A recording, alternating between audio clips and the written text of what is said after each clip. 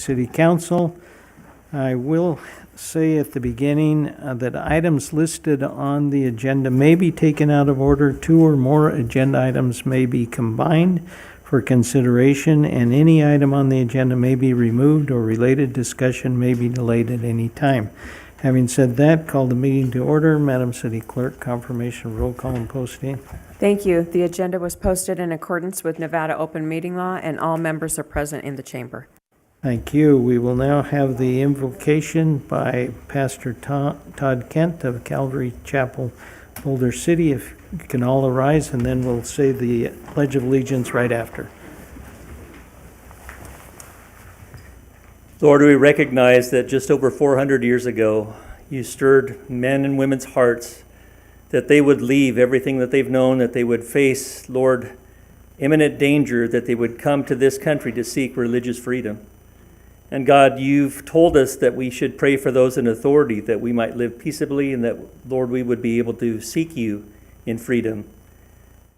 Lord, you've also told us that the beginning of wisdom and the beginning of knowledge is to fear you. So God, we just ask that you would put upon our hearts to revere you, to honor you, to do those things that you set forth. Even government, Lord, is your idea. I ask that, Lord, you would give us your love for each other, that you would let peace reign, that, God, you would give wisdom that only you can give. And, Lord, we pray for those that are first responders, that, Lord, you would guard them, protect them. Lord, we honor them, knowing that they are your servants. Lord, we lift up the city council, the mayor to you. God, pray that you'd give them supernatural wisdom in doing the things that you laid forth. And, Lord, the city of Boulder City, we commit to you. God, we pray that this would be a place that would glorify you, a place that we could raise our families in joy and freedom and liberty and honoring you, God. These things we ask in Jesus' name. Amen. Amen. Thank you, Pastor Kent. I pledge allegiance to the flag of the United States of America and to the republic for which it stands, one nation, under God, indivisible, with liberty and justice for all.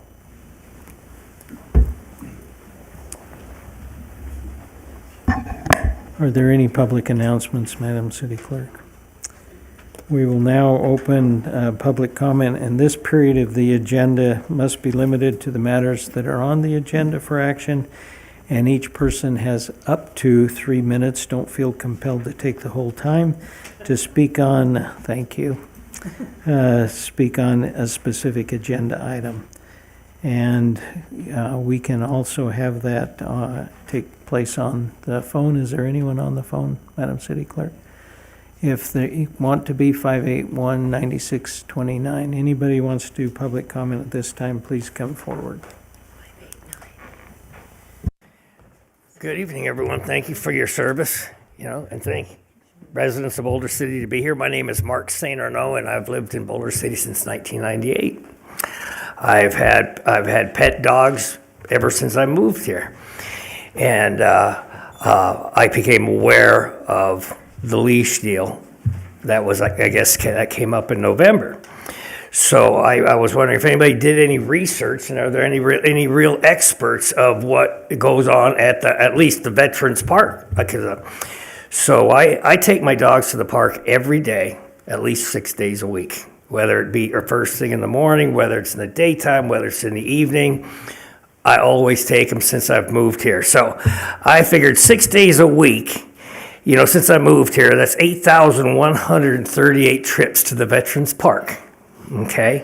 Now, sometimes Mark has a tendency to, maybe, get a little outlandish, with my stories, embellish a little bit. So I said, let me just cut that in half, 50%, rain days, sick days, So I came up with 4,069 times at the park. And I don't leash my animals. I can probably say that I might be an expert on what happens with the dogs at Veterans Park, because I've been there for so long. I have maybe a dozen times I've never seen a dog bite a human being at Veterans Park. I've never seen a dog, attack another dog and draw blood. at Veterans Park in those 4,069 times that I've been there. You know, I was told that the police might get 2 complaints a month, you know, on animals that either intimidate, scare people, or run up to people. And let's do some math, and let's see if we really have an unleash problem. We might just have a couple of people, you know, who are scared of dogs or have a problem. So I figured, let's take 50 dogs a day come unleashed to that Veterans Park, because that Veterans Park is open from 5 a.m. to 10 at night. So let's say there's 50 dogs, you know, visit that park. Times 30 days in a month, because we all accept 30 days in a month, that's 1,500 incidents, potential incidents, where dogs could cause a problem either to another dog or a human.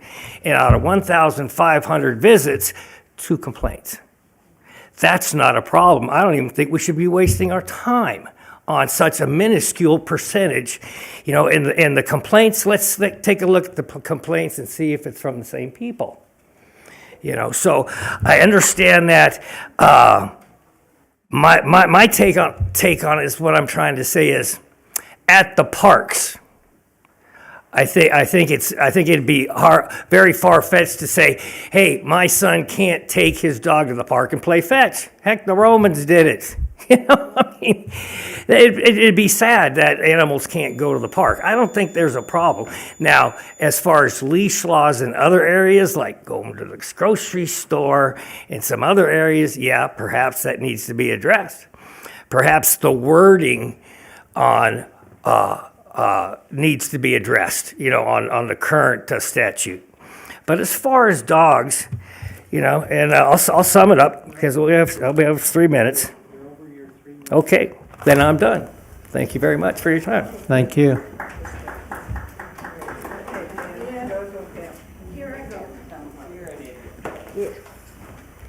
Well, the leash law is finally here, and I moved here in 1998, and I used to walk my dogs down at Veterans Park. I did it for 5 years, and when my dog was never bit, I bet you at least 3 times a week, maybe, a dog would run up to mine, and I had little dogs then, and I'd pick them up, and the person would come over and running over and said, my dog's friendly. Yeah, but your dog needs to listen to you, and it shouldn't be running over to me. And how do you know my dog's friendly?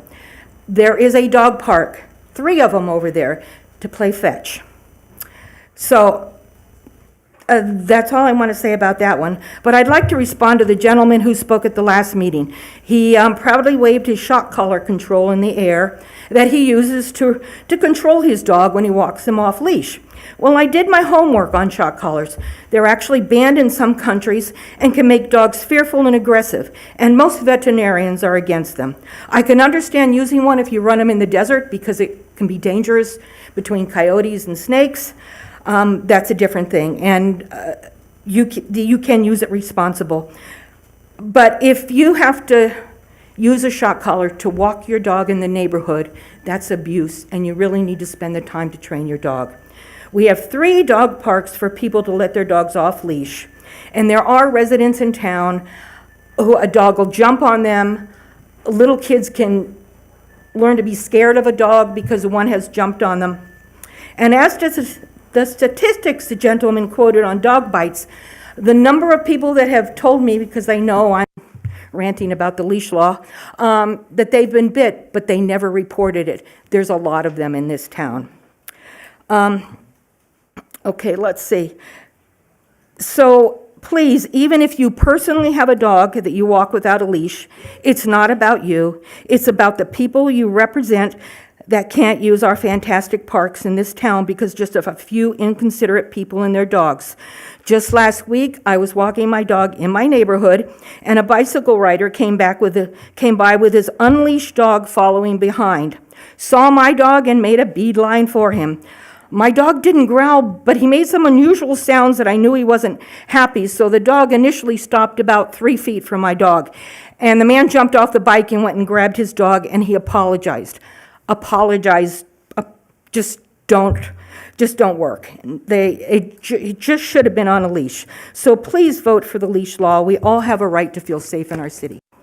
Ma'am, did you state your name for the record? Pam, I'm sorry, Pam Triolo. Thank you.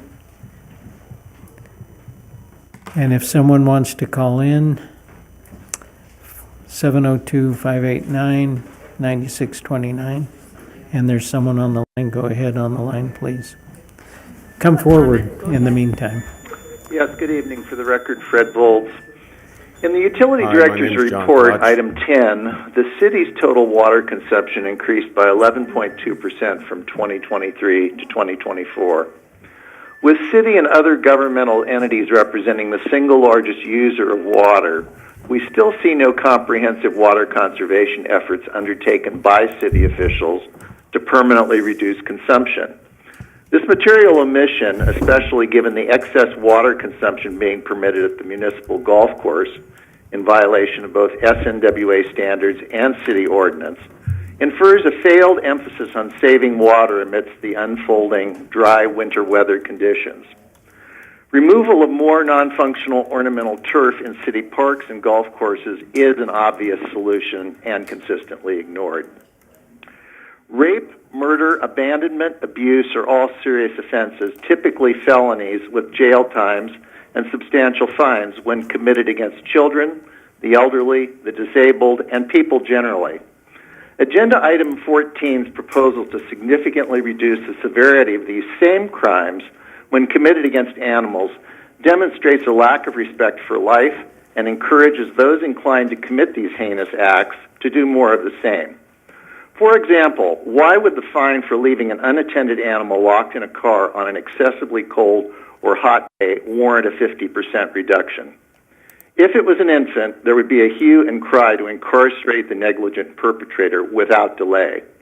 When it is just an animal, officials don't seem to much care about pain, suffering, and inducing perpetrators towards similar crimes against humans, per the FBI statistics. The existing fine and punishment schedule for animal abuse and neglect, sourced from the municipal court, needs to be increased, not decreased. And yes, we do need a leash law. But in the same vein as this council has repeatedly ignored government's excessive water consumption and deterring animal cruelty and welfare, a correction needs to be issued. At last month's council meeting, city finance staff was coaxed into asserting that the city had the money it needed to build a replacement municipal swimming pool complex. This meeting's agenda item 20, just last month's financial report, indicated a number well below the outdated and guesstimated building cost. The funds on hand, largely siphoned from other city accounts, appear as $25.759 million. The city will not receive any money from Toll Brothers until the first phase of Track 350 construction begins in 2026, and then only 1/3 of the total per the sales contract this council approved. It is imprudent to invest in planning costs now before all the funding is in hand, since any number of obstacles can surface in almost 3 years' time. And I would ask that these comments be added to the record verbatim. Thank you. Thank you. Go ahead, sir. Hi, my name is John Koch. I've been living in Boulder City since 1981, and I think even Mr. Stubitz back here can attest that I've coached more than my fair share of seasons in Boulder City. I've been attacked 3 times by dogs, once at the tunnels, once in River Mountain, and once at Oasis Park. My son was attacked twice, both on my street on Stacy Lane. Dogs, if they're not trained, I don't want a dog to sniff me. I don't want a dog to jump on me. I want a dog to be trained. I want you to have full control of your animal. This last time I was attacked was when I shattered my left arm, and thank you for the Boulder City, they saved my life. And after that, my whole life changed in becoming, actually for the first time, feeling fear. If you've lived your life where you've thought that you never had fear, but now you do, it's an interesting concept. And when a dog approaches me, I don't want it next to me. It jumps on me, I don't want it. Please, and then when I see dogs free in any park and a dog person just throwing out in the, if you don't know that you can control that dog, it goes 100 yards, it better come right back to you. If it can't and it makes a beeline towards something else, what are you gonna do? Every dog that has attacked me, every owner says, oh, they've never done this before. That's all I got. Thank you very much. Thank you.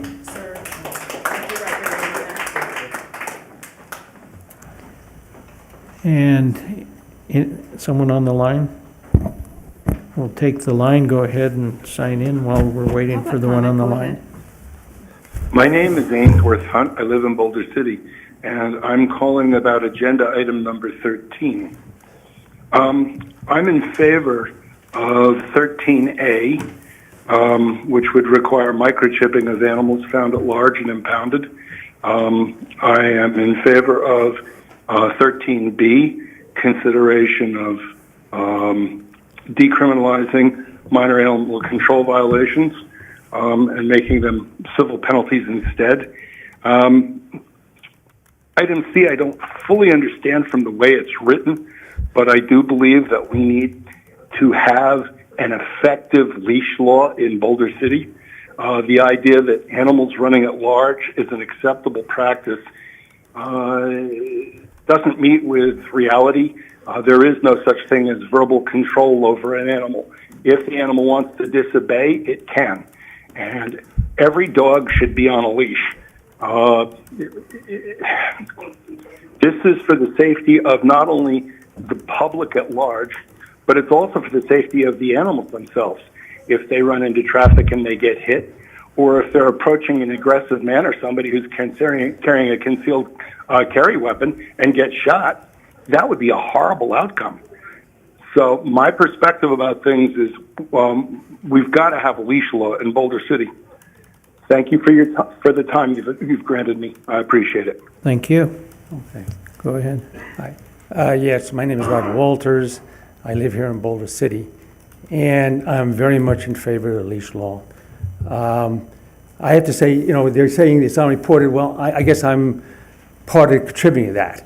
While I've walked on public streets in Boulder City, I've had at least 4 dogs coming at me with every intent of biting me. And fortunately, I carry a trail cane. And so I was able to dissuade them without having to hurt them. All right? But I would, just as he said, have the right to use reasonable force to protect myself as I need. And so I wouldn't want to hurt a dog for anything, but I'm not letting it bite me. And in one instance here, a dog came up behind me, no notice, no growling, no nothing, and went for my right leg. Now, fortunately, I was wearing cargo pants that day, and all he did was got pants. And I swung at him with a cane, and he ducked. And he wasn't getting him up, and I really had to fight him off. And I still don't know where he came from. He took off down the street. And I got to be honest with you, just as the other gentleman said, I was attacked, not in this area, but by a very large, muscular dog when I was younger. And you never forget it. You never forget a dog coming at you. And also, I don't want to hurt a dog. And I have a right to defend myself from them. And and so it's part about, keeping the dog safe, too. And keeping, even small children, stuff like that. I can probably defend myself without getting seriously hurt. A small child, and I've seen them running around the streets, can't. And so, and it's like, in this whole area, just about everyone has a leash law. And I'm sorry, I've seen dogs over and over again. Once they start concentrating on something and going after something, you can yell at them all you want. They're not going to listen. They're very intent-packed animals. And so I really think you need a leash law. And it's to protect the dogs as much as the people. And thank you very much. Thank you. Anyone else here? Anyone else on the phone? Phone 702-589-9629. Anyone else here want to come and give public comment at this time? See no one on the phone and no one here in the, there is one on the phone. Go ahead. A comment? Oh, hi. Can I speak? Yes, go ahead. Okay, thank you. Hi, my name is Bryn Delormier. I'm calling about agenda item number 13. I agree with what one of the other callers said about parts A and B. I think microchipping is a great idea. I think Mandatory spay and neuter is a great idea, so I agree with all of that. And I also agree with the leash law part, and especially what those other two gentlemen that just approached the podium said.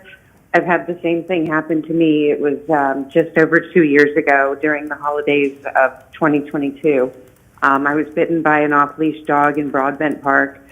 It was during the holidays, so I didn't go to the hospital. I didn't end up reporting it to animal control, so it's not even in their statistics. As far as the first gentleman who commented asked, a lot of people don't even end up reporting these things, as I didn't. But just for the record, I'm letting you all know. And I had a vacation to a hot springs resort coming up right after that. So not only did I have a horrible injury and blood flowing down my leg, but I had to cancel my vacation. Like the other two gentlemen said, I've also been scared of dogs ever since, for more than 2 years now. And I don't want to have to hurt a dog either, similar to what they said. But I'm legitimately terrified of dogs. I look out all around me for off-leash dogs at this point, and I find it pretty absurd that every other municipality that I'm familiar with has a leash law and we don't. And I do believe that under verbal command makes no sense. Obviously, somebody can't control the sounds that happen around them. A large garbage truck could drive down the street and all of a sudden the owner just can't be heard. So it's not even within the owner's control to have that be part of the text. So I do hope that's removed and fully support a leash law being implemented. So thank you very much. All right. Thank you. Anyone here in chambers like to come forward and participate?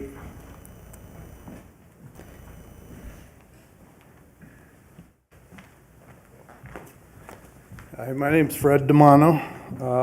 I actually wrote into you all, and it's in reference to the leash law, and I'm going to go back to 2019. My wife and I were at the Luminaria over at the rec center, and during cleanup, after cleanup, we were talking with some people. The lady had a small whippet on a leash with a service vest on.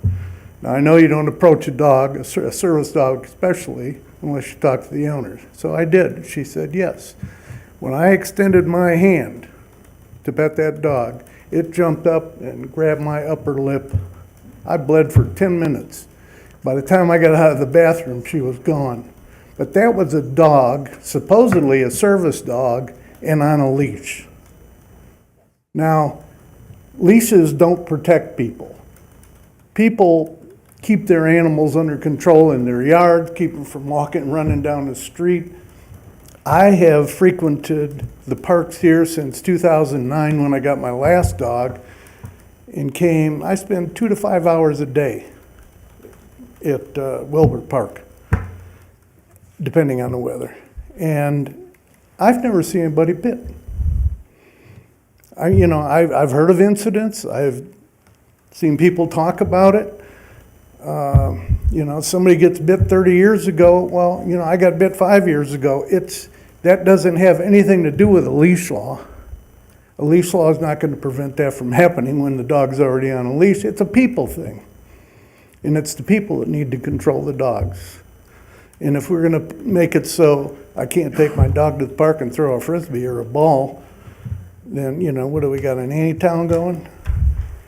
If you go to Veterans Park and you use the new dog runs down there, the dog parks down there, if you took everybody in town and said they had to go there wouldn't be enough room for them in the park, number one. Number two, most of them my age can't stand on the hill that's in there.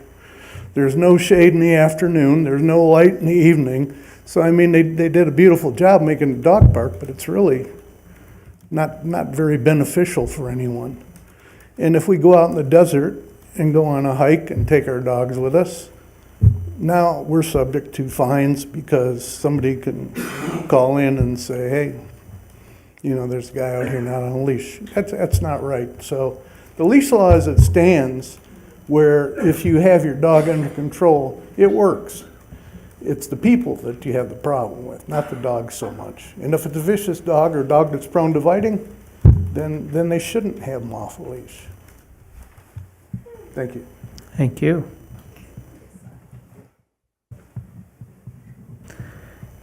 Anyone else here in chamber or on the phone line? 702-589-9629.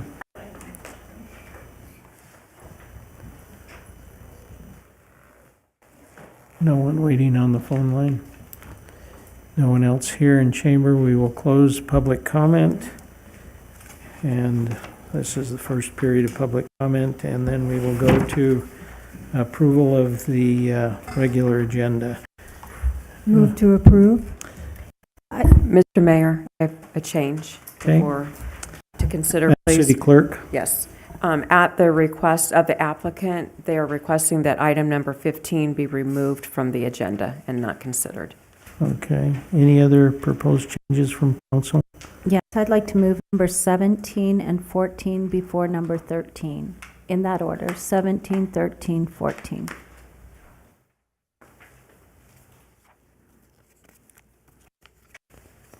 Any other changes proposed? Do I have a motion to approve the agenda with 15 removed and 17 moved before 13 and right after 13, 14? No, 17, 14, 13. 17, That's my motion. 14, With the removal 13. of 15. That is a wonderful motion. Thank you. I move to approve that. It's moved and seconded, I'll call that. All those in favor say aye. Aye. And any opposed? It's unanimous. Thank you. And then we need a motion to approve the consent agenda. Move to approve. I'll second. And all those in favor say aye. Aye. Any opposed say nay. It has been approved unanimously. So that brings us to the regular agenda with presentation number 9 regarding the City Museum and the Historical Association Annual Report.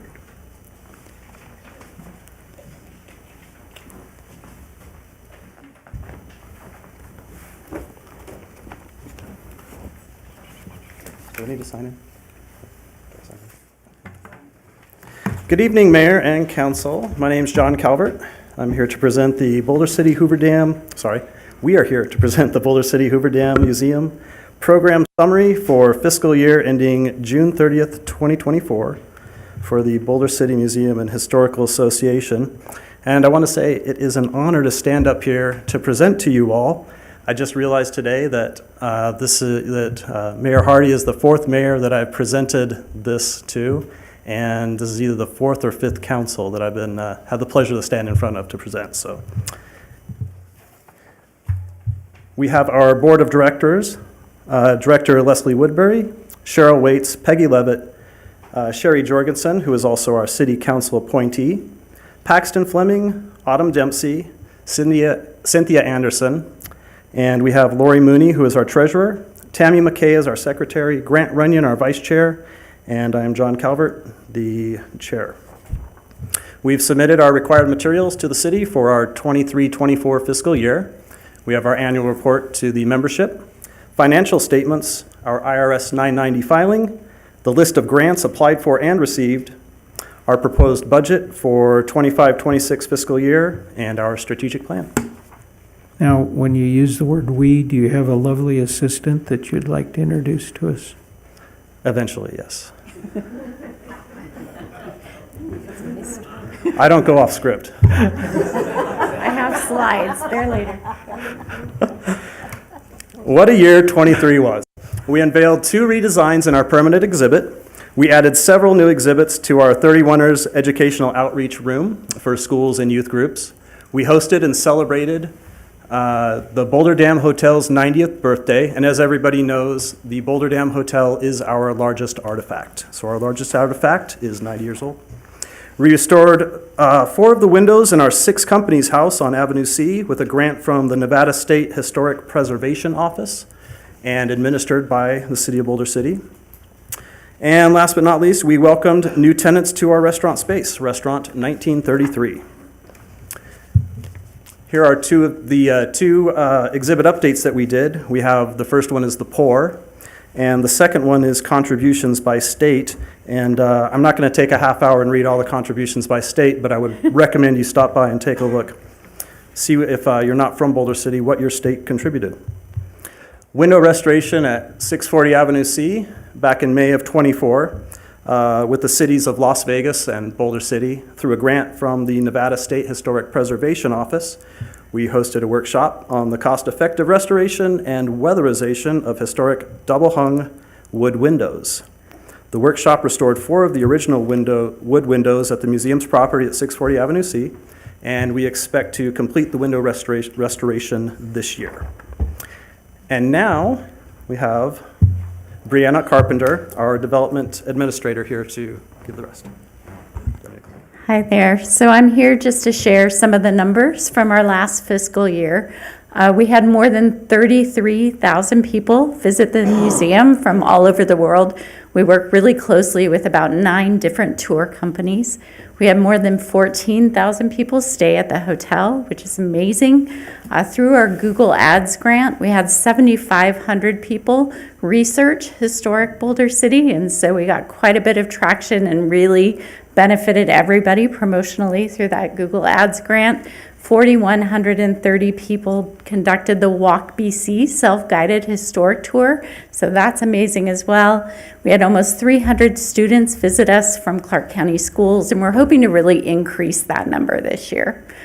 We had 850 volunteer hours, also a great number.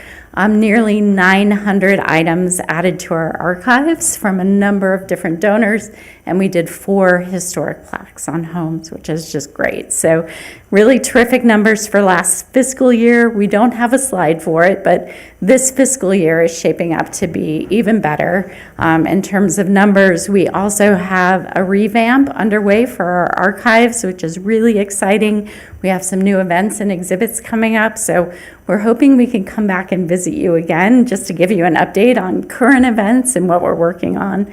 And also for all of you, anyone at home watching, anyone here, if you haven't been to the museum lately, please come. If you haven't been at all, it's really a resource that belongs to everyone.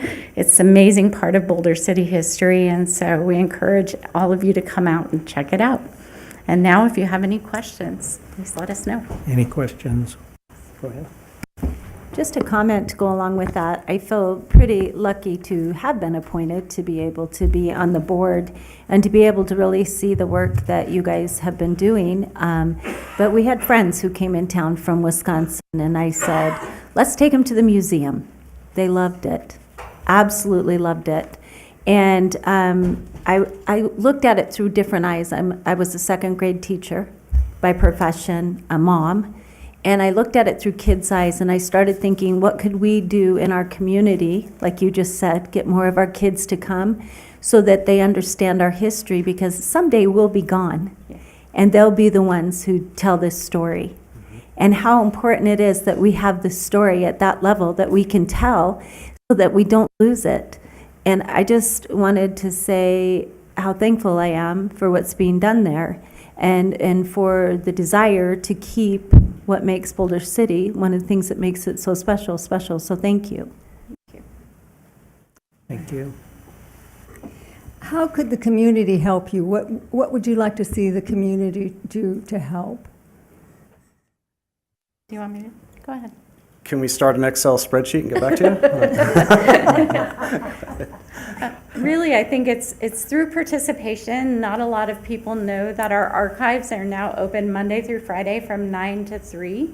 They're open to anybody. We encourage you to make an appointment because we have just one archivist who would love to work with you when you come. But our archives are such a rich resource, and they're not only available to researchers, educators, they're available to anyone who's interested in researching family history or his events here in Boulder City. So come and visit those archives, be a part of that, spread the word, and really, as you said, when you bring people from out of town, come and experience the museum, and you get to see it again through fresh eyes, right? Because it's really so incredibly done. Yeah. Do you need volunteers at all down in the archives or anywhere? Do you need any volunteer time? And then what does that look like? Who are you looking for, or does it matter? Yeah, absolutely. I know that since COVID, programs are really redeveloping, but the volunteer program is important to the museum. And as we work to expand the educational opportunities and bring in more school kids, engaging volunteers in that is so critical, right? Because we have just a tiny team. And so having volunteers who are willing to help host school kids or help tell the stories, that's really important. So I would say the best way to stay engaged is to watch our social media. We've gotten it a lot more active now, lots of current events there. So stay tuned on that, as well as the websites for opportunities and ways you can get involved. How much do you depend on donations? Yeah. That's a great figure that we could get back to you on, but we really do. Museums require donations. That's just how it works. So where we get our donations from, that's what we're always looking at. The city, of course, is one of the great donors and partners with us. Yeah. Go ahead. Yeah, and also, not a lot of people know that we have a pretty high benefit membership program. So that membership program, as a membership organization, the museum really relies on those dollars. So it's just $30 a year, and you get 15% discounts to Restaurant 1933, Cleveland's The Lounge, gift shop items. You also get firsthand information about special events and exhibits, as well as newsletters for just that $30. So that's one important way that people can be involved and really be a part of the history. So when folks visit the restaurant or Cleveland's downstairs, do you get a part of that, or is that part of your donations? No, that would be a lease. So they're running a business. They're leasing space from us. Oh, good. Okay. Yeah, so that is a source of income there. We do have the hotel rooms that bring in revenue. I would say that just to give you if you want to discuss it more, Roger at our hotel is great with all the numbers and going through everything and where the money comes from, can break it down better. But just to leave you with what we look at is our museum is kind of an inverse of what we see across the country. Across the country, cities, counties, municipalities donate to run the museum. We're raising more money than we're receiving in donations for the hotel and the museum to run. So that's why donations to us are, very important, because we don't have as much as we could probably use. Absolutely, and all the museum's financials are on the website. They're fully transparent, available to anyone who wants to see our sources of revenue as well as expenses. So Okay, all wonderful. of that's available. And I want to say thank you for working with the children. My heart is always to get them off of the devices and, go to the museums and the parks and play hopscotch and all that stuff that we used to do, because it does make you a better citizen, a productive citizen. So thank you for what you do. I appreciate it. Oh, I have another question on Avenue C. Is there a tour of the new windows that we're in? I had a resident that wants to see. Great windows. question. Right now, we're in preservation mode on it and restoration. And then the next stage will be how we can best incorporate it into our archives, into our museum, and as a piece of the museum to show. Okay, thank you. Thank you very much. Thank you. Thank you, Council. Appreciate your report. Thank you.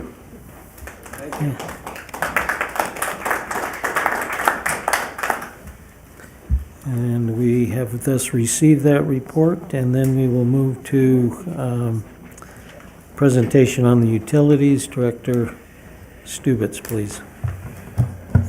All right. Good evening, Mayor and Council.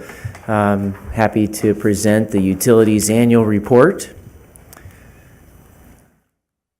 So as you all know, the city owns and operates 4 municipal utilities as created by the city charter. We've got a water utility, wastewater utility, electric utility, and landfill, or waste management. The utilities are not-for-profit, and they're at cost.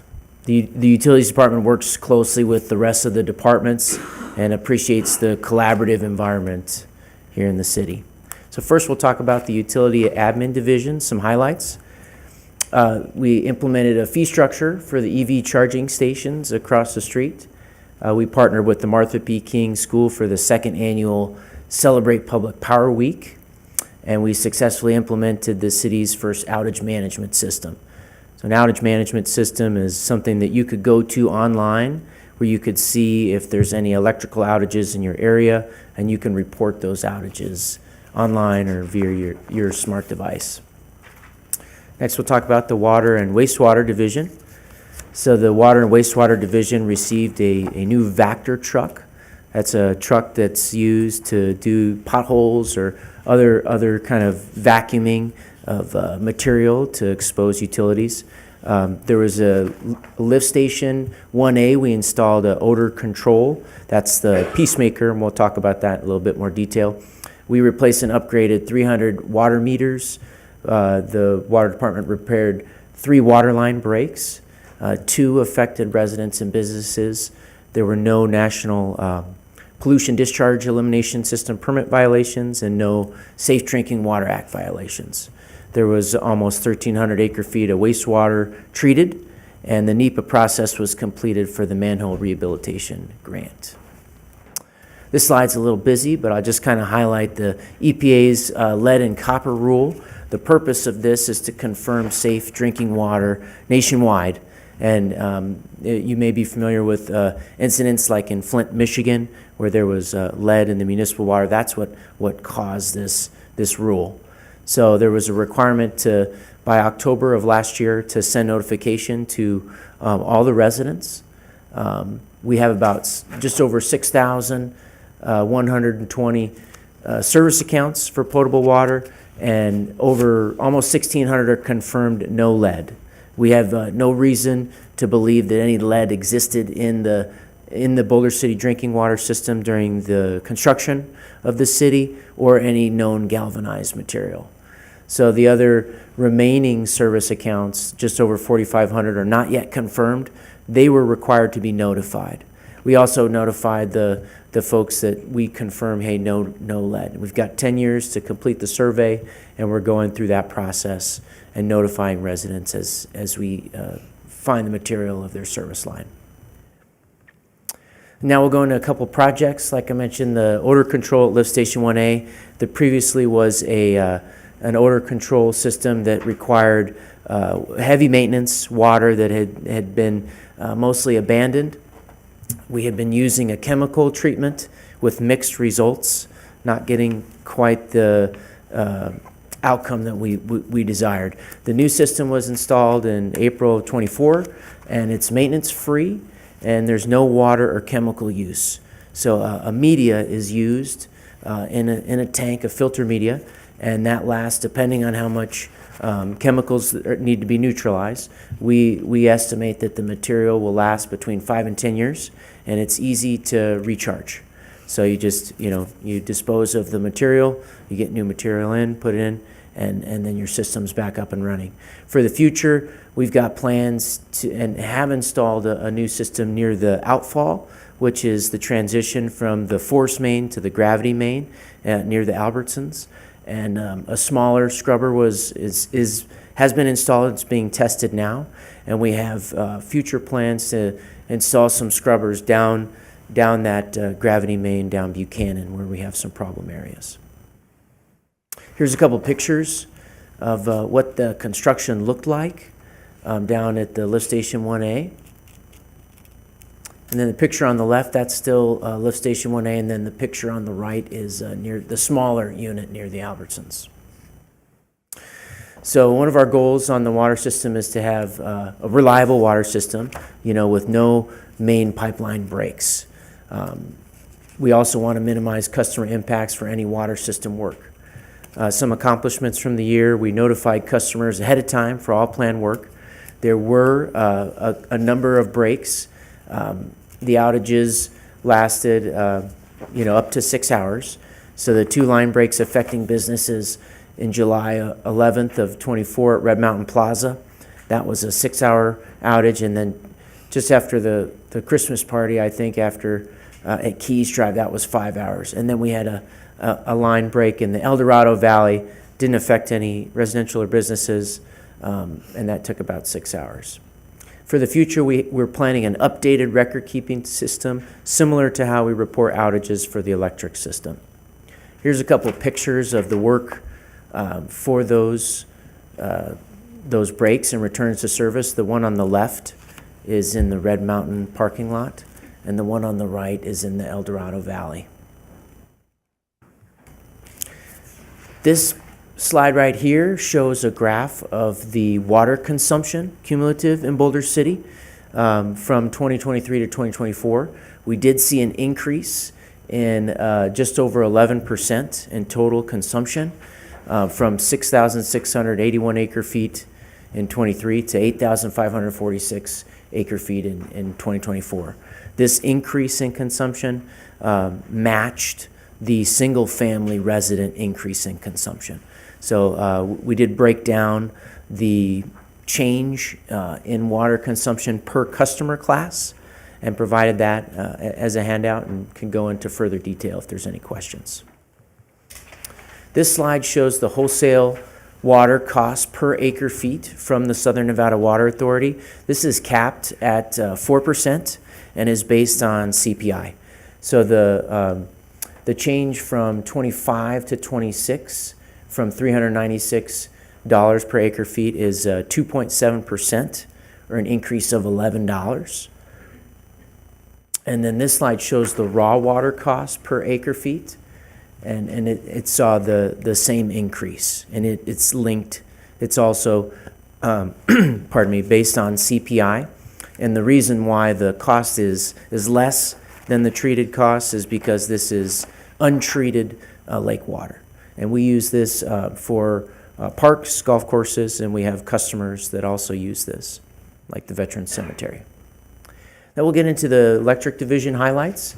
So a couple accomplishments from the year. We're actively participating in the Nevada Rural Electric Association as a general member. We just had Public Power Day at the legislature last week.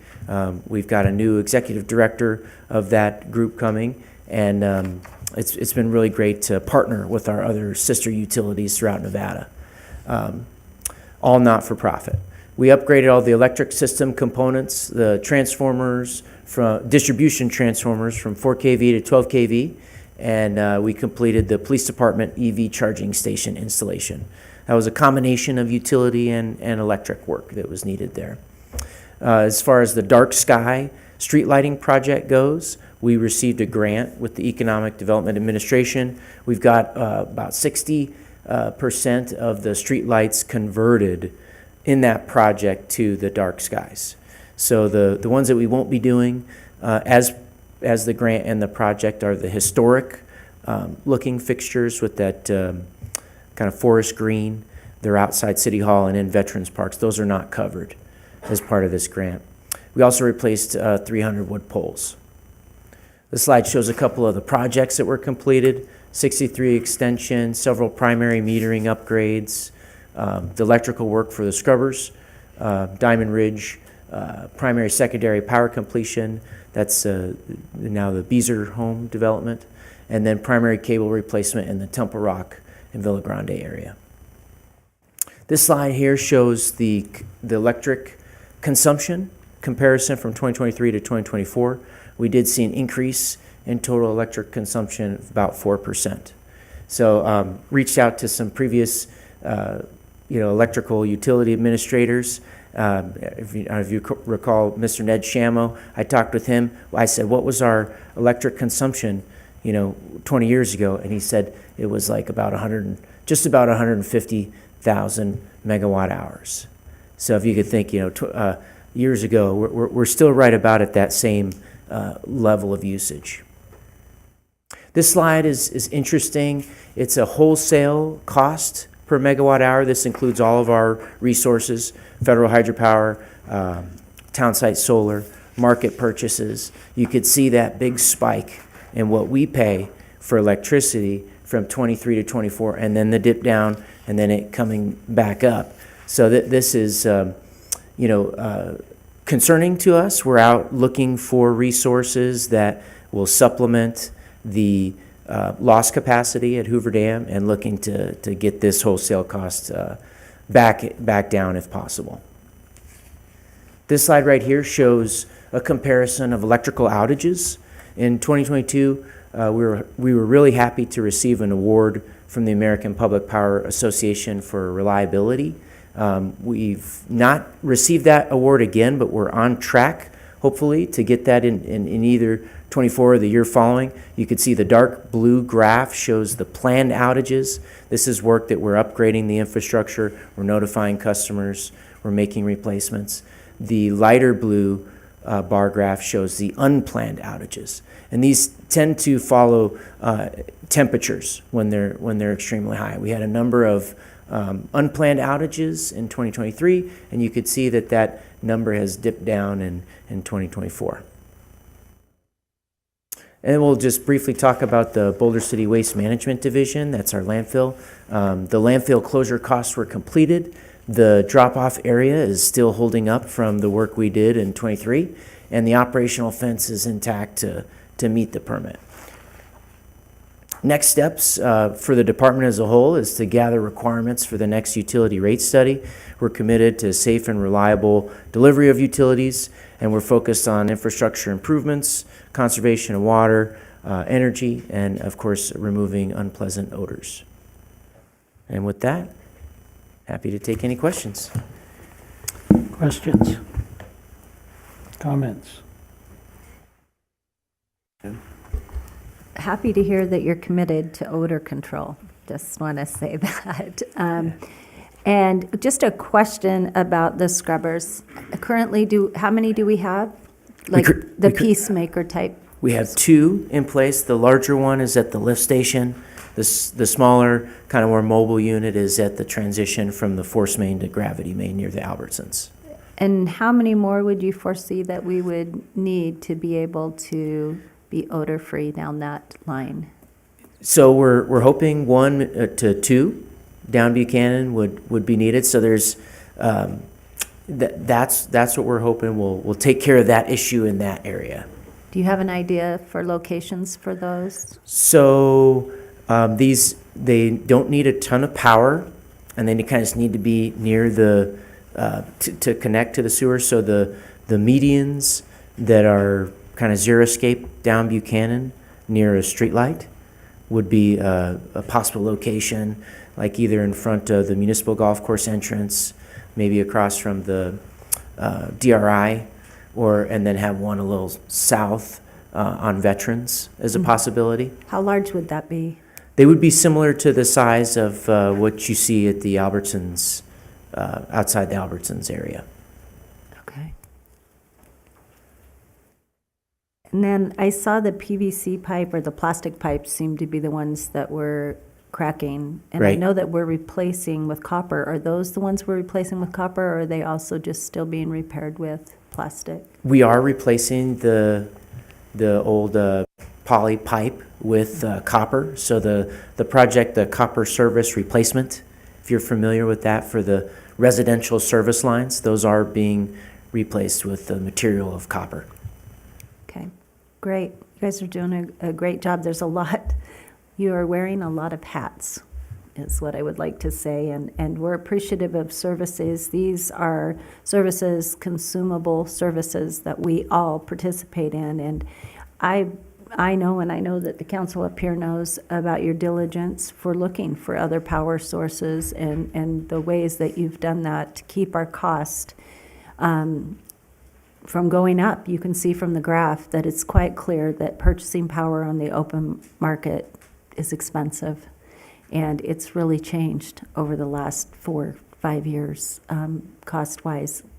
So I'm appreciative of that, and keep up the good work. Thank you. Thank you.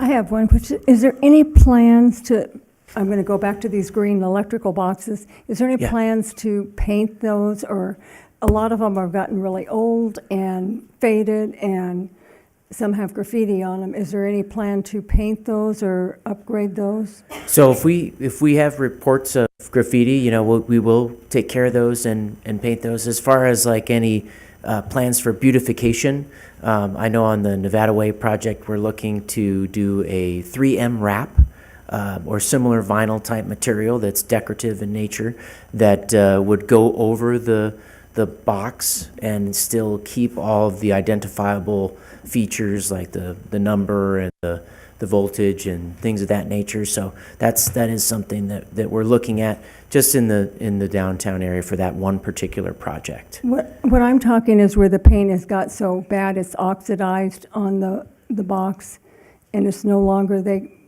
looking green, it's looking odd colored. Is there any plans to paint any of these? You know, Not in the future? We replace transformers that are leaking, reports of leaking, but, I mean, it's certainly something we can look at. But again, like we use the distribution transformers, try and get the most kind of life out of them, kind of taking them out of service. It's something we could explore if it's something that would be low cost. Okay. What about the citizen painting it? Could the homeowner paint it? No, that's not allowed or advisable for safety reasons.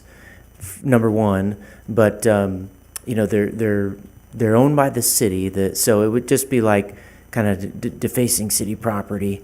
And there's when we get out to a call or there's a transformer that they're looking for quickly identifiable features, and we really try and avoid kind of going down that road because it's hard to know where it would stop.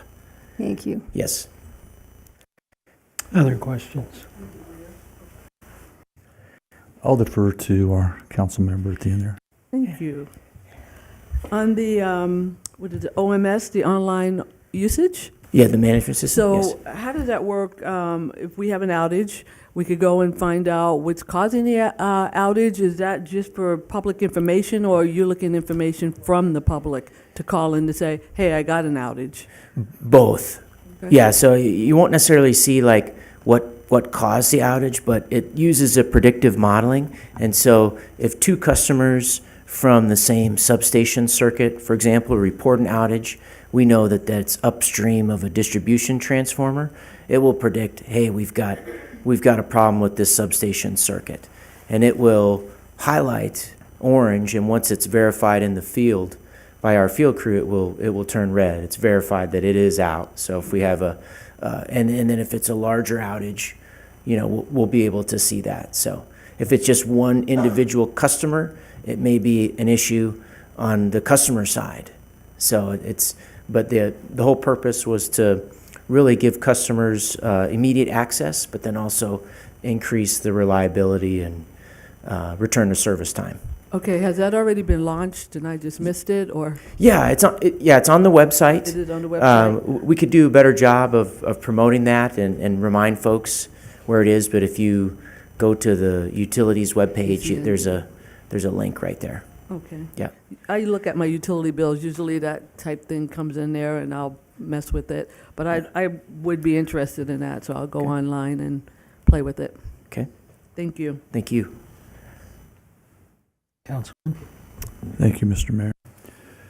As far as our electrical utility on the highlights there, I think it's definitely noteworthy to mention the collaboration we've had with the Colorado River Commission and the funding we've received from them for our upgrades in our electrical system. Could you briefly kind of just talk about that? Absolutely. So we didn't receive any funding from them. So we're using our funding with the Colorado River Commission to utilize their expertise and their services to manage a substation rebuild project for us.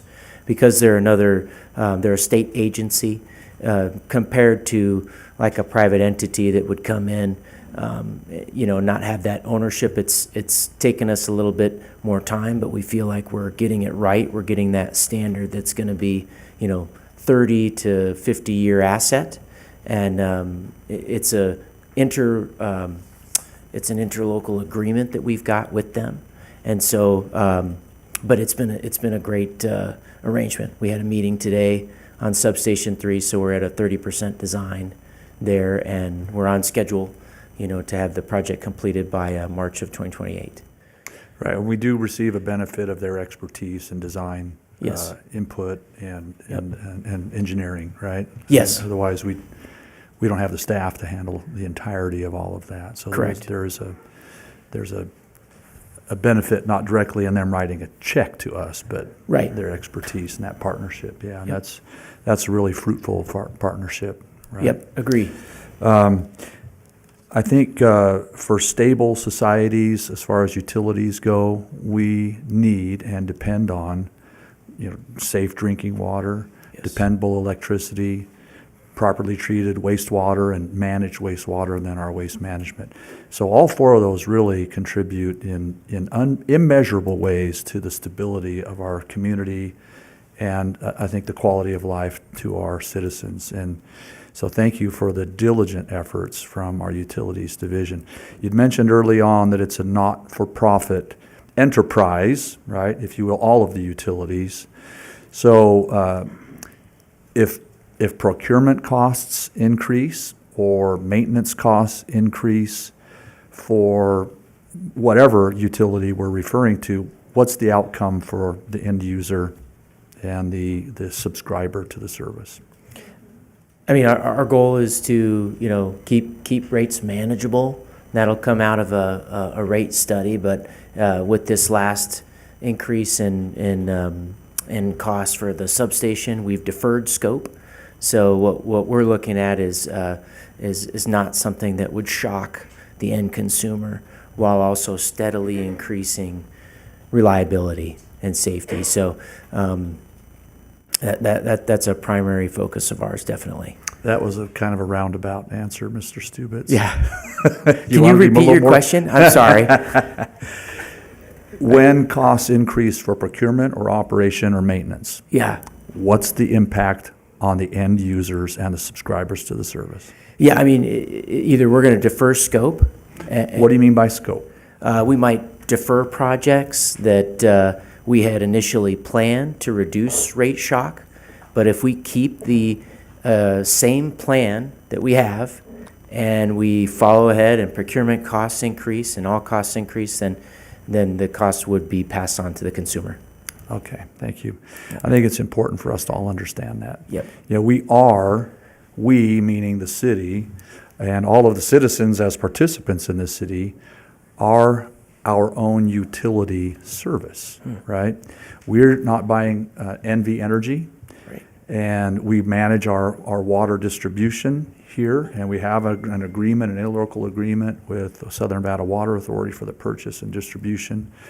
And we have our own wastewater treatment facility and our own land management facility. So all that means is if costs go up, prices go up, right? And so I appreciate the fact that we have projects that are planned that will maintain the reliability. I mean, we don't just dream up projects for the sake of projects, right? It's because we anticipate that if we don't maintain, we're going to have a failure in the system somewhere. Yeah. And so the scope, if you will, really is a requirement to maintain a reliable and dependable utility.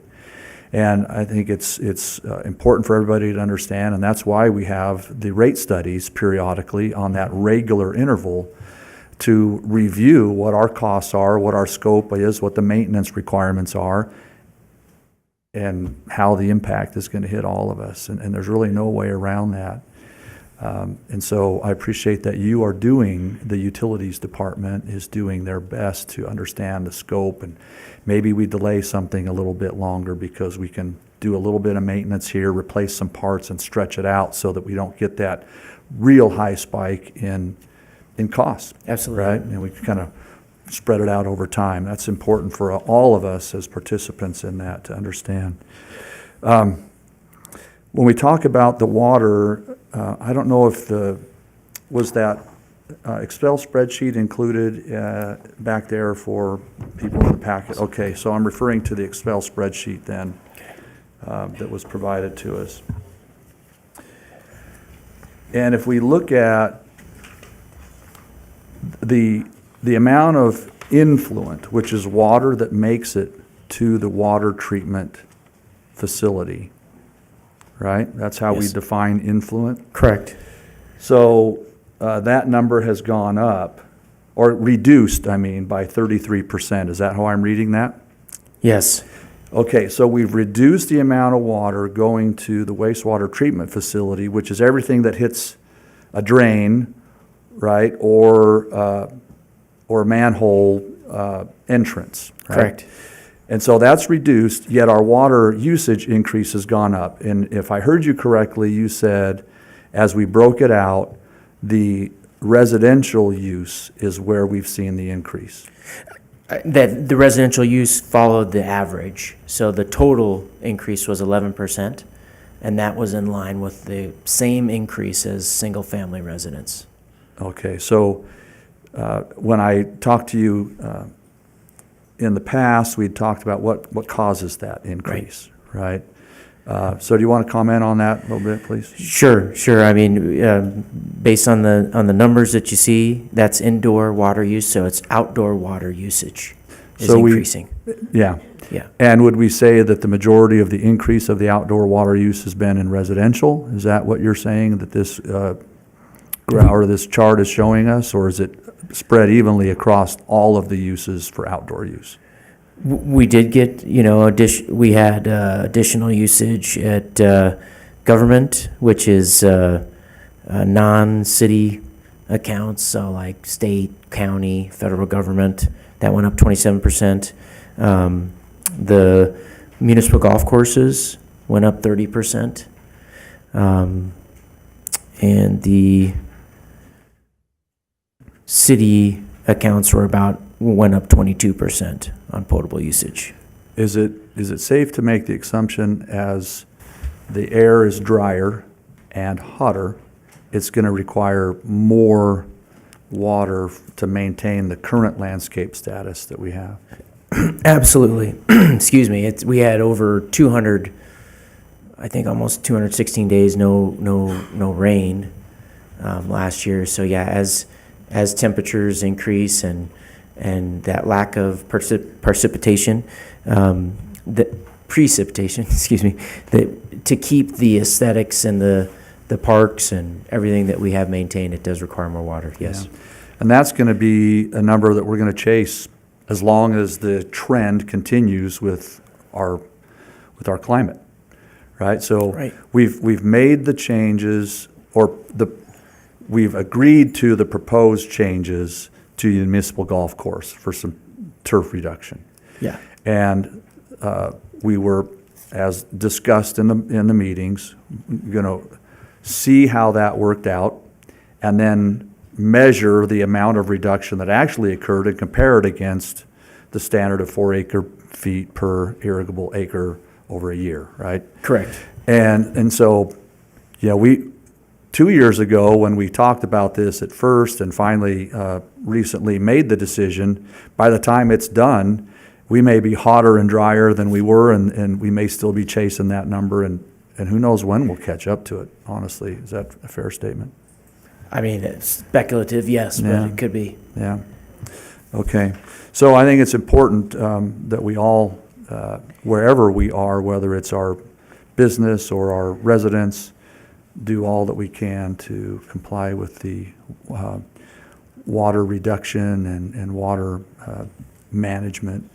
And if you want to take advantage of Southern Nevada Water Authority incentives to remove turf, they're still in place for a short while. Encourage our members, our citizens, to consider that.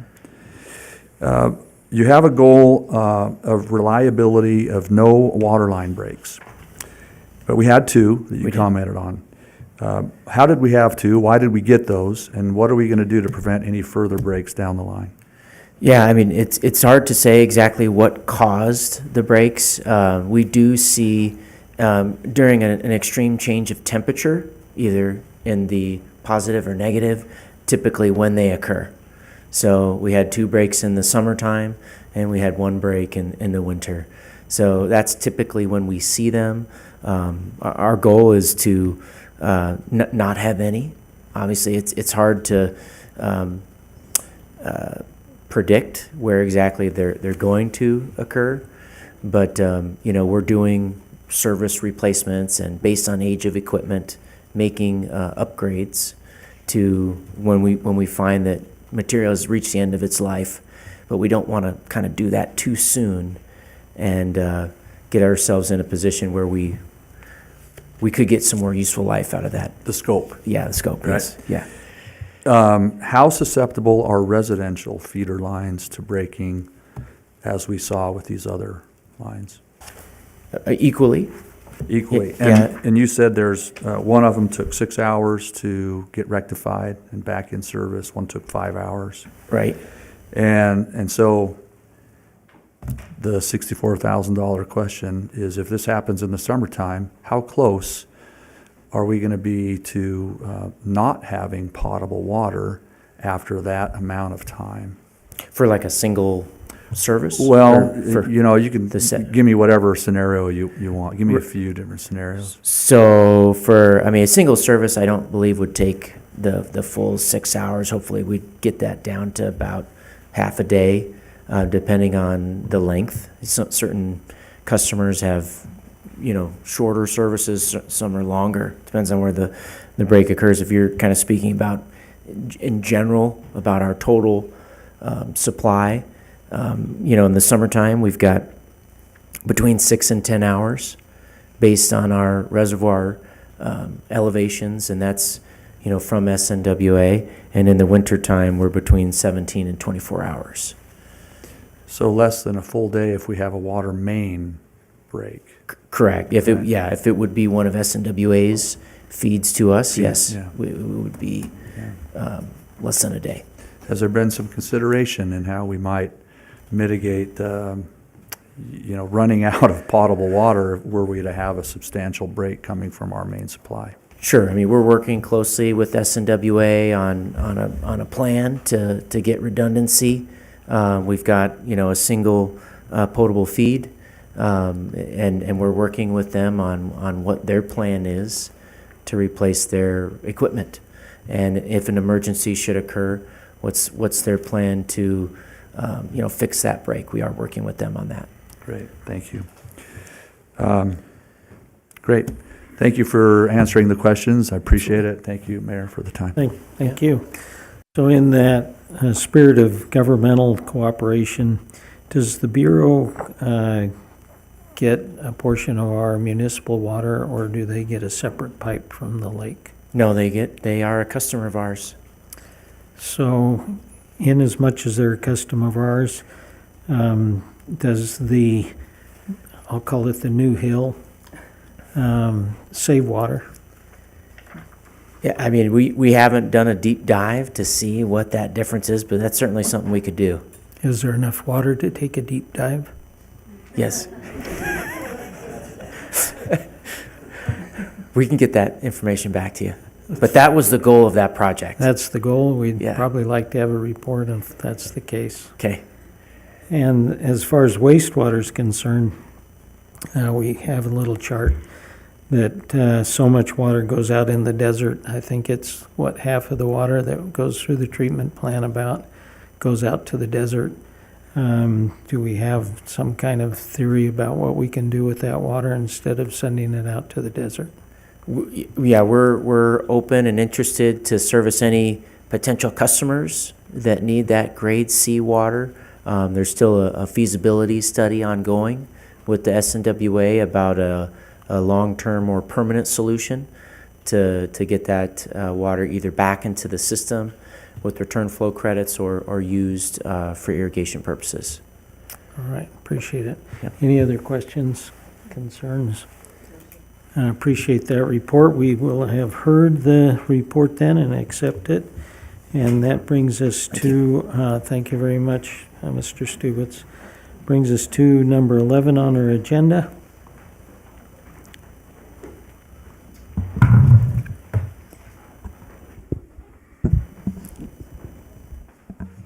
Hi, good evening, Mayor and Council members. Item 11 on the agenda is consideration of Bill 2074. This would approve an amendment to the land sale agreement with Toll South LV LLC, also known as Toll Brothers, for the sale of Tract 350. The property referred to as Tract 350 is approximately 44.98 acres of land located north and east of Boulder Creek Golf Course, and this was approved in 2010 by the voters for sale. In May of last year, the city agreed to sell Tract 350 to Toll South for residential development with the adoption of Ordinance 1814. Pursuant to this land sale agreement, Toll Brothers is proposing to build 122 single-family residences in 3 phases. And as Toll Brothers entered into their due diligence period, they determined that certain license and agreements and easements were necessary to carry out their development of the property. So the city and Toll have since negotiated several easement agreement forms for utilities, access, construction, and drainage, as well as a license agreement for grading and construction staging on the unpurchased parcels. Toll also agreed to ensure that golf course operations won't be disrupted by construction of the new stormwater improvements. So this amendment would simply add those easement and license agreements forms to the agreement. The purchase price and obligations of Toll are not changing. Questions, concerns? I would accept a motion. Move to approve bill number 2074. I'll second it. We have a motion second to approve bill number 2074. Is there any discussion? All those in favor say aye. Aye. Any opposed say nay. It's unanimous. Thank you very much. That brings us to number 12, consideration of bill number 2075. Good evening, Mayor Hardy and members of City Council. Michael Mays, your acting city manager and community development director. So currently in our city code, if a food truck wants to operate in the community and it's not a permanent location, they of course get a business license from the city, and the code says they can operate within a block for only 45 minutes. The health district actually allows for longer time periods under certain conditions, and so what we wanted to do to be consistent with the health district regulations is to change the code from 45 minutes to up to 4 hours within a 1 block period. This would help our mobile food trucks that are not part of special events and not in a permanent location to be able to operate within the city. And so before you, you have Bill 2075, which would make that text amendment change. Questions or concerns? I would accept a motion. I move to approve Bill 2075. I second it. Moved and seconded. Is there any discussion? All those in favor say aye. Aye. Any opposed say nay. It's unanimous. Thank you in the affirmative. With that, we will take a break, and a 10.5-minute break, and then we will take up item 13.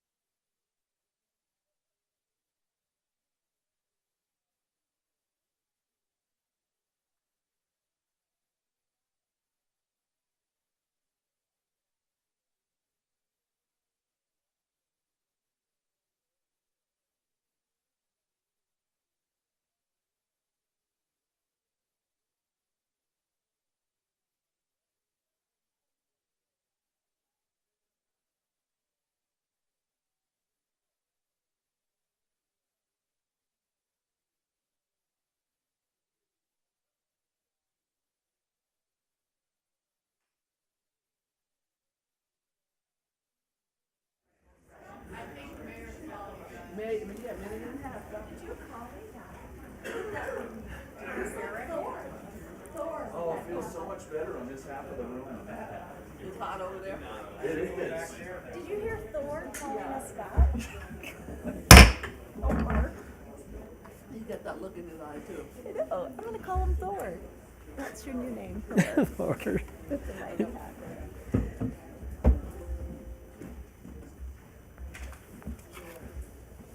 Call the meeting back to order, and we will hear item number 16, A and B at this time.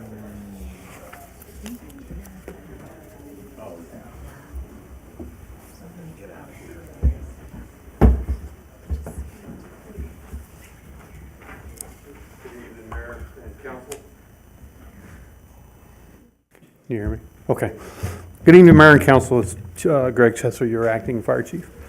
So I have before you tonight, item number 16 is two resolutions. The first one is 7938, which is a resolution to amend the fiscal year 2025 capital improvement plan to reallocate $234,207.55 from the Fire Substation 122 project account to purchase monitor defibrillator units for our department. Number 7939 is to approve an agreement between the City of Boulder City and Stryker Cells LLC for the purchase of 4 LifePak 30 monitor defibrillator units and accessories for the department. One quick note on these is, 85% of our calls are for medical emergencies. Second to these guys and gals that respond to these calls, these units are the most vital tool that we have in our toolbox. So with that, any questions? Any questions? Madam City Clerk, can I take both of them at the same time? So I would accept a motion to approve Resolution 7938 and 7939 at the same time. I'll move to approve 7938 and 7939. Second. Moved and seconded. Any discussion? All those in favor say aye. Aye. Any opposed say nay. It is unanimous. Thank you, Chief. Appreciate it. Thank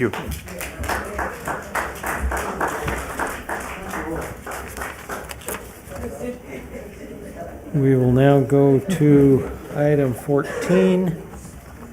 17, 14, and 13. Is that right? Now, having said that,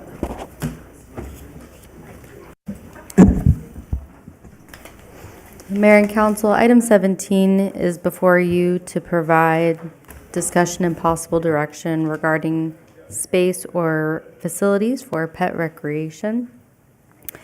In recent history, there has been some public interest in additional places for pet recreation. The city recently opened a new dog park at Veterans Memorial, and there is also another dog park near Veterans Memorial operated by a 501c3. So this item is simply for City Council to discuss any other pet recreational opportunities that you wish city staff to explore. input, please. Go ahead. I'm hoping this is the place for this, but depending on what the outcome is tonight, I see that we have locations in our city where we don't have the opportunity, and as has been expressed, not everyone can access the dog parks that we do have, whether it be mobility or whatever the issue might be because of the hills. So I would love to see the ability to have dog open spaces or parks somewhere else. Also, something that has been suggested to me by other citizens and that I could see as being an option is hours at the park, for the opportunity for during those hours specifically posted at specific parks for times for dogs to be, if we choose to do on leash, to be able to come and play and have open area and have the open space for them to be able to do that. I see Wilbur Park being utilized quite frequently and quite often, and I think in my thought process, we often have small yards, and dogs need some space to be able to move around. And, you know, if it's posted and people know that that time there will be people with their dogs that will possibly be off leash, that if that's bothersome to you, then that might not be a time you would choose to go to that area. So that's just something that I've been thinking about. Since this is, for those of you who might not be aware, we never get to talk about this together. So this is our first time ever talking about this together. So I'm just throwing that out there for the first time to them, for them to hear. Other comments or reactions too? Yeah. I have talked with Gary Poindexter and the city manager, and have looked at the spot by the post office for another dog park. But that may take a year or two by the time we get through working with the federal government. But I would like them to look, the city to look for options where we could have some dog parks around the community. There's none on Lakeside, so that we could have some areas where people could go take their dogs and let them off leash if that's the case. But I don't know if there's options at some of the parks, but if we could at least look into it, I think that would be a good thing to start looking and coming up with some ideas. Because I know in Henderson, almost every park has a dog park for people to exercise their dogs in, and some of them are quite massive even. So I would like to see us look into it. Thank you. Other comments? So when you and Sherry are talking about Wilbur or over by the lakeside, are you talking about fenced-in park areas? Because you would need a big area for a dog to be off-leash, I would think. I mean, isn't that the problem with being off-leash and being controlled? Because if they're in the one down C-Spot, that looks like it's too small for a dog to really stretch his legs. And obviously Wilbur would be, but that's a people park too. There's a lot of people that go out just to relax or throw frisbee. So I think that's going to probably be an issue. I don't know about Lakeside where we're at over there, but wherever the options are, first of all, I guess it's a cost, because the one that's at the Veterans Park, I hardly see anyone on the hill. I hardly see anyone on there, which was my favorite spot to sit. I'm not going to mention that. But is that going to be in addition to the parks that we have, or we're looking at bigger areas so people could be off leash with their dogs? That's not going to bother other people. Is that the conversation? Somewhere where they could be off leash, or just somewhere that's bigger, fenced in? Or both, okay? Because I think, we have a lot of residents that are for off-leash, and we have a lot that's for on-leash. And if we could come up with a happy medium of time, place, oh, absolutely. And I definitely am not in favor of the main streets, like the public streets, obviously, and Wilbur would be one of those, because that's part of downtown area where people kind of move around from the restaurants just to sit at the parks or listen to the music. And we have events there a lot, so that would be kind of awkward to say when they could come, when they can't come. So I would take Wilbur off the table, but that's just me talking. These are all comments that will direct staff to do something. Yes, So we sir. are not going to decide. Well, we will need a formal motion at the end of the discussion Right, but for direction. we aren't going to decide right now where that place is or how many acres it is or whatever, but to direct staff to come back to us with direction that we can actually vote on. We will vote today to direct staff potentially if that comes up. Go ahead. Well, I'm just contemplating park spaces that we actually have that have the ability to have hours, because I don't believe, I know that we can't do Hemingway because of the mountain sheep, and I don't believe there are any other really parks that are viable lakeside, are there, that I'm unaware of? Well, what we can do, based on the guidance from the city council, I will gather with staff and look at how we can respond to each of the recommendations. Right, so that's one of the reasons to maybe discuss a dog park down in that area, because that is a significant place. I mean, and we have saturated one area with the ability to have dog parks, which then leaves, in my mind, the center of town, this area here somewhere. And if we're working with the federal government to get post office grass, it would be nice to believe we could get it tomorrow, but it's probably not until, we'll be positive, we'll think positive, maybe tomorrow. And so, I mean, the only other parks would be what, Broadbent and Wilbur Park for open times in town, in the center? Well, if you're looking at the larger parks, yes, near the downtown area. But I think what I'm hearing the council say, and it'll be acted on in a motion, is you're looking for alternative locations, whether it's a fenced, designated dog park, or certain times when dog owners could have their dogs without a leash at some of our parks, spread out through the community, so that it gives them some options. Right, because I think, and we can say this, right, that there's a reason we live here in Boulder City and not in Henderson or in Las Vegas. Though I believe a lot of what Henderson and Las Vegas does is important, but I also believe a lot of what we do is important. And part of what we do is when we look at things like this, we listen to our residents and we hear what they're saying, and we try to make it work for our residents because we have a population where we can do that. So my thought process here is I was attacked by a dog. I know what that feels like. But also I know what it feels like to go take your dog out in the desert and run with it because I got to do that too. And I see both sides of this. And I have a daughter who has a disability, and when we go walk the duck pond, sometimes she's scared when dogs approach her. That's just the way it is. And then the mama bear and me just stands between us and prays. But never have I had a problem, ever. And I will say that here. So, but I'm not saying you haven't had a problem. I'm also saying, though, I can see both sides.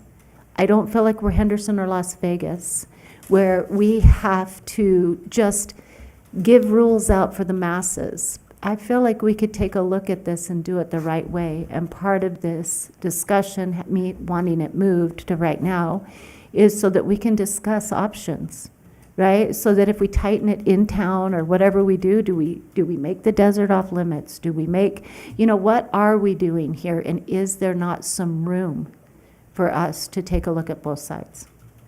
I'd like to add too that the VA park, where if you go, because I walk early in the morning, and like 5:30 in the morning, the dogs are running, they're under control, their owners are with them, and everybody's having a good time. And the population really are not out at 5:30 in the morning. So those early mornings or evenings, not to say that everybody with a dog has to get up early just to have fun with their animal, but those are the times where you really can get them to run, and maybe 5:30 to 7:30. I don't know, but like you said, just to have options, I think is good because we love everybody in Boulder City. We want to see everybody happy, and if we could make that happen, that would be a good thing. Not yet. Not yet. As Mr. Mays had summarized, I think pretty close to what council's thoughts are. I will add, though, in the summertime, people use the park at 5:30 in the morning because it's the summertime. And I don't believe, and maybe we should have our animal control officer, I don't even see him in the room here right now, but and maybe his presence is better for one of the subsequent items, but to lock people in or out of a park during a given time, I don't think is fair to either group. If we're going to, say, folks can have their dogs off leash during this time, then the folks that care about dogs being on leash basically can't use that park during those hours, or won't, or we have effectively created an environment where they're not going to be comfortable using a particular park during certain hours for that reason. And I don't know that I could support an hours issue. And even if it's posted, I think that's going to create as much confusion and controversy as how it currently is. I don't know that it would create a more clarified environment. I think it would make it just as muddy, just different muddy. And so I'm not supportive at all of hours at least the the Veterans Park. And here, I don't support any other than a fenced-in area potentially at the post office, anything of our downtown parks. They're too widely used by too many tourists and residents, and that public space is created for the history of Boulder City. And while we do enjoy them as residents, I don't know that changing their dynamic with a fenced-in area down here at least, or creating hours where there's conflict between unleashed and leashed is acceptable the way I view it. So those are my comments, and I couldn't support a motion that puts hours of use and or that involves Wilbur or Triangle Park or Frank T. Crow Park at all. So just my comments there. Thank you. Any other comments? So as I look at this, I have a simple solution. We find out where those parks are in Henderson. I'm not sure that's going to work, though. But realistically, when I go to other towns, there are dogs in parks and dogs on leashes pretty much everywhere. And so I think the thing that we need to do is send this back to staff and see what things we can do, whether that's times or places, or identify the places in Henderson, no funning aside. But the reality is, when we look at the parks here with dogs and people intermixing, there are a lot of cars that bring the dogs to the park. I mean, and quite frankly, some of those cars that bring the dogs to the park are not from Boulder City.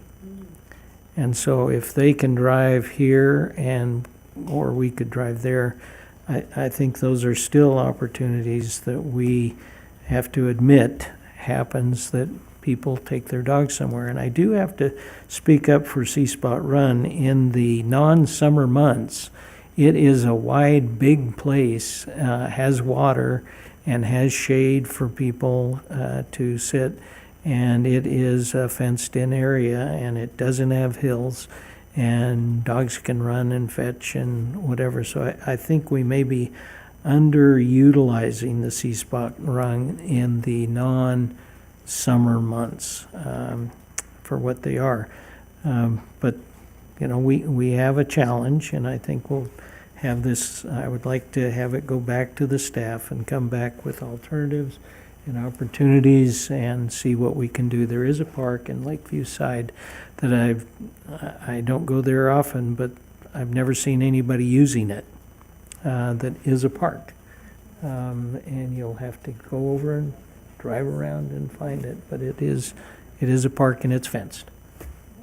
So there are opportunities that we have to look at and see what is feasible. So I would accept a motion to have staff look at alternatives and bring this back. I'll make that motion. To ask staff to explore additional options for providing space and/or facilities for pet recreation.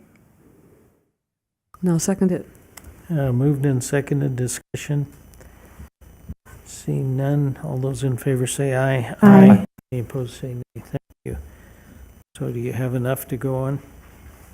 Do. All right. Thank you. So that brings us back to number 14.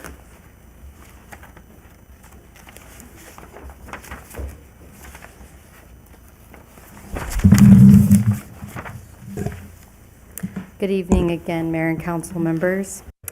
Item 14 is a resolution that would establish a civil fine schedule if the bill to decriminalize minor animal control violations is passed, Bill 2077. The civil fine schedule would then establish a new schedule of civil fines that would be attributed to the minor violations of our animal control ordinance. So I provided a illustrative exhibit that's on the dais here, and so that you had a little bit more detail of which violations are civil. The summary is there, and then the code provision site, and then the proposed fine, which is based on the current criminal fine if someone is cited for that violation. And then I went ahead and took the language from our code and put it in the table here so you can see what the actual violation is in our code. There was some, in the original civil fine schedule that was in the packet, were a couple of violations on there that are actually remaining criminal. They're not civil. One of those was the leaving a pet unattended in a vehicle. That is not changing to civil. That's still a crime. And then there was also some additional provisions regarding animals in our public parks. For example, there's not dogs allowed in Hemingway. There's no dogs allowed on the golf course.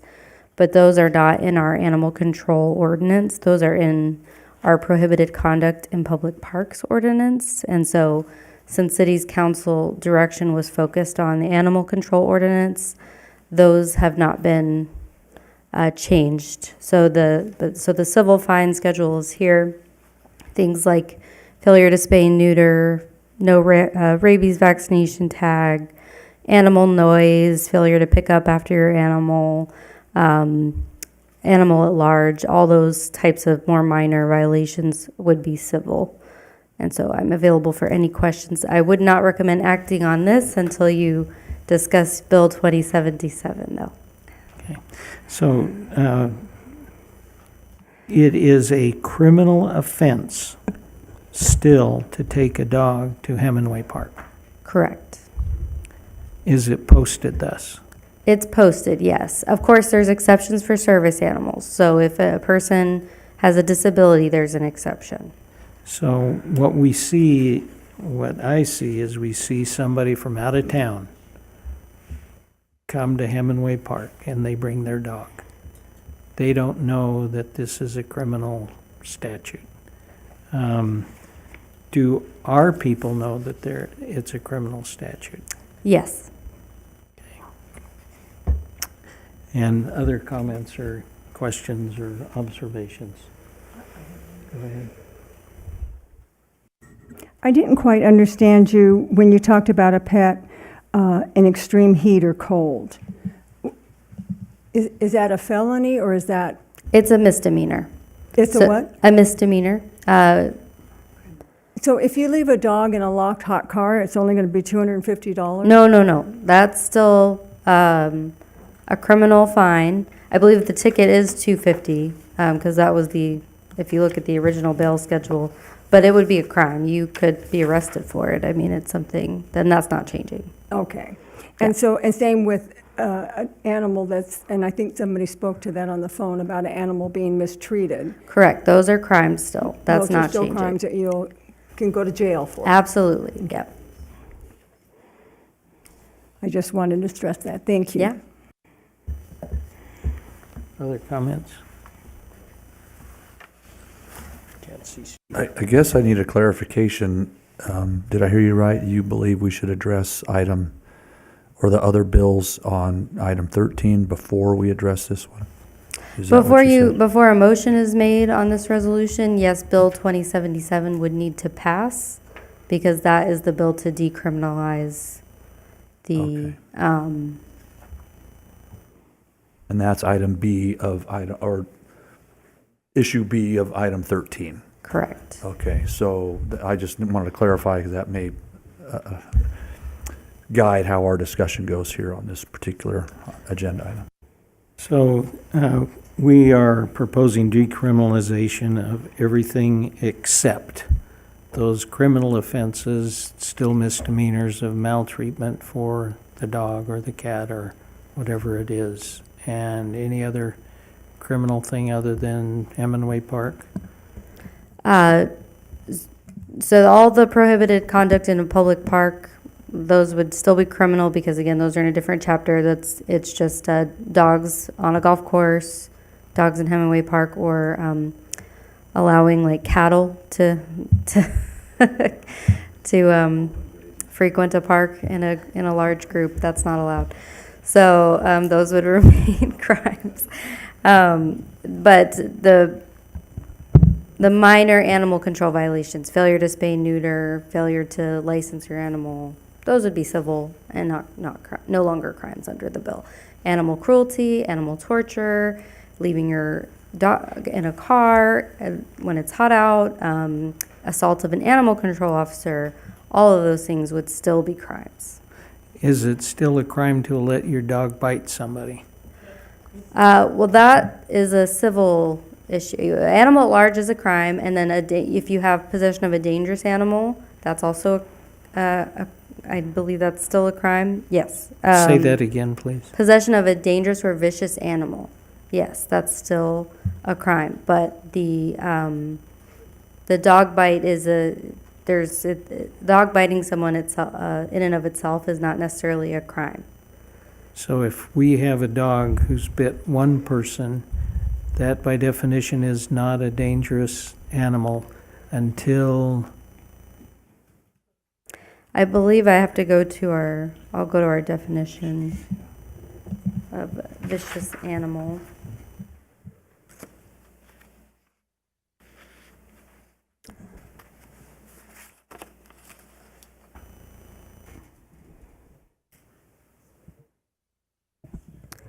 I do believe it has to be more than once.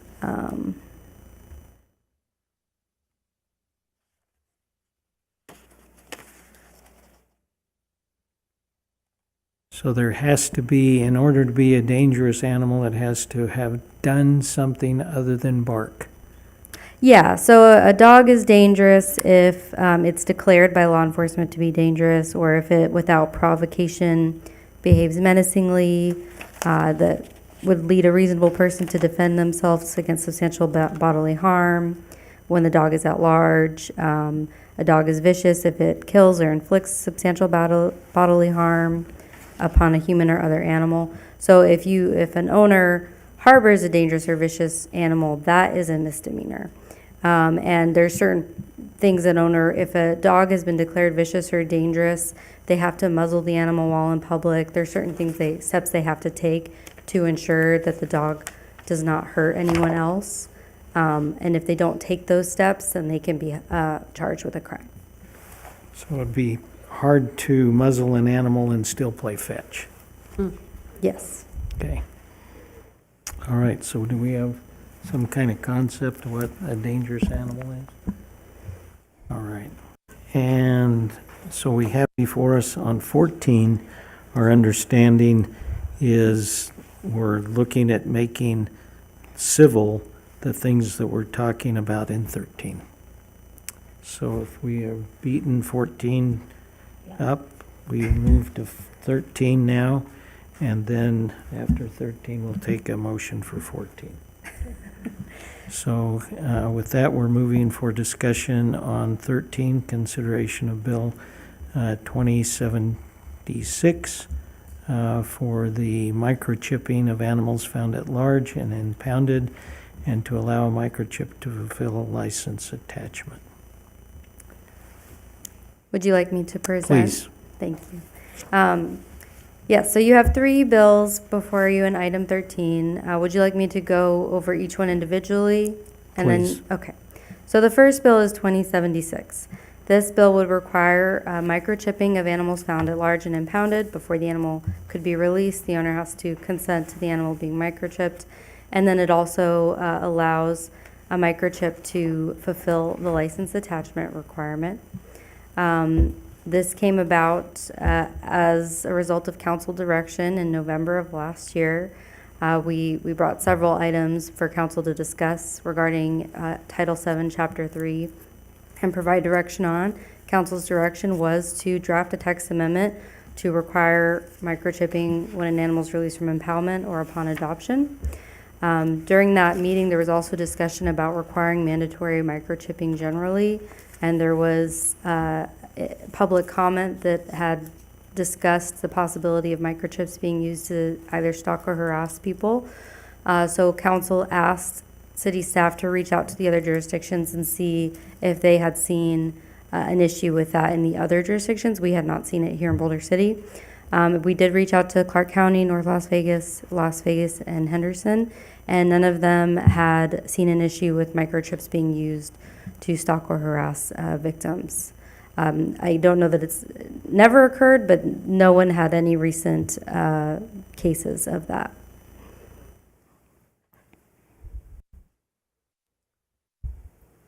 Questions, concerns? So just for clarification, on the microchipping, there's no GPS device in it to track? No, a microchip does not have a GPS device in Okay, it. so the only way, if a resident lost their animal, the benefit of having microchipping is that the pound or wherever the dog is could get to the owner.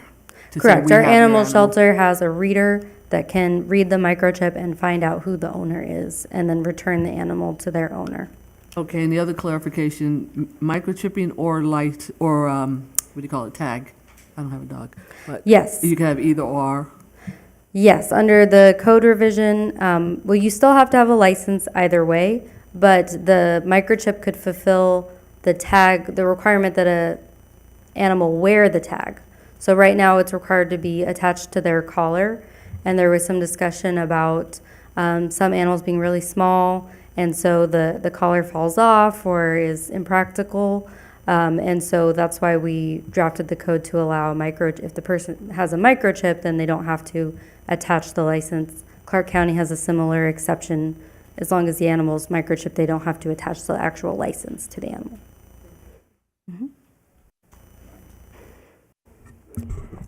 Since you were able to get the information about that, we didn't have to worry about microchips tracking back to the owner, and somebody being able to, like a spouse or something in an abuse case, that happening. Would this be the proper place and time to say, could we bring this one back to say, and have discussion on microchipping all dogs like the other counties have done? So the item today is just to require microchipping upon impoundment or upon adoption.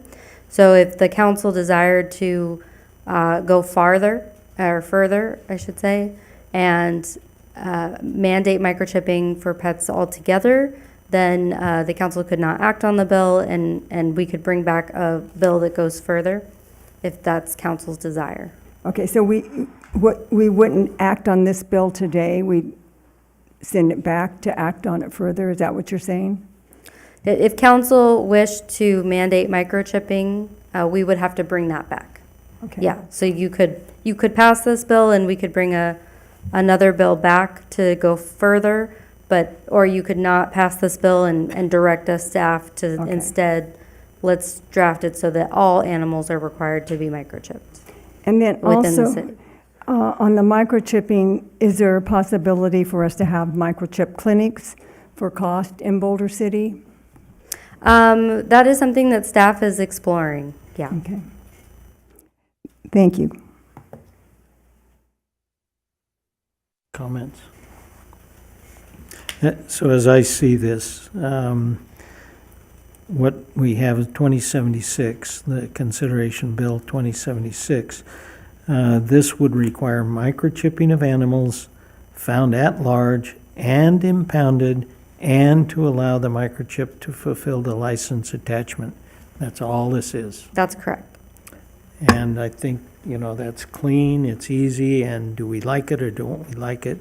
And so I would accept a motion on consideration of Bill 2076. I'll second it. I just moved to consider or approve. 2076, bill number. Okay. And I'll second that. Moved and seconded. Discussion. All those in favor say aye. Aye. Any opposed say nay. It is unanimous. Thank you. And that brings us to B, bill number 2077. Thank you. So Bill number 2077, as I discussed earlier, would decriminalize the minor animal control violations within our code.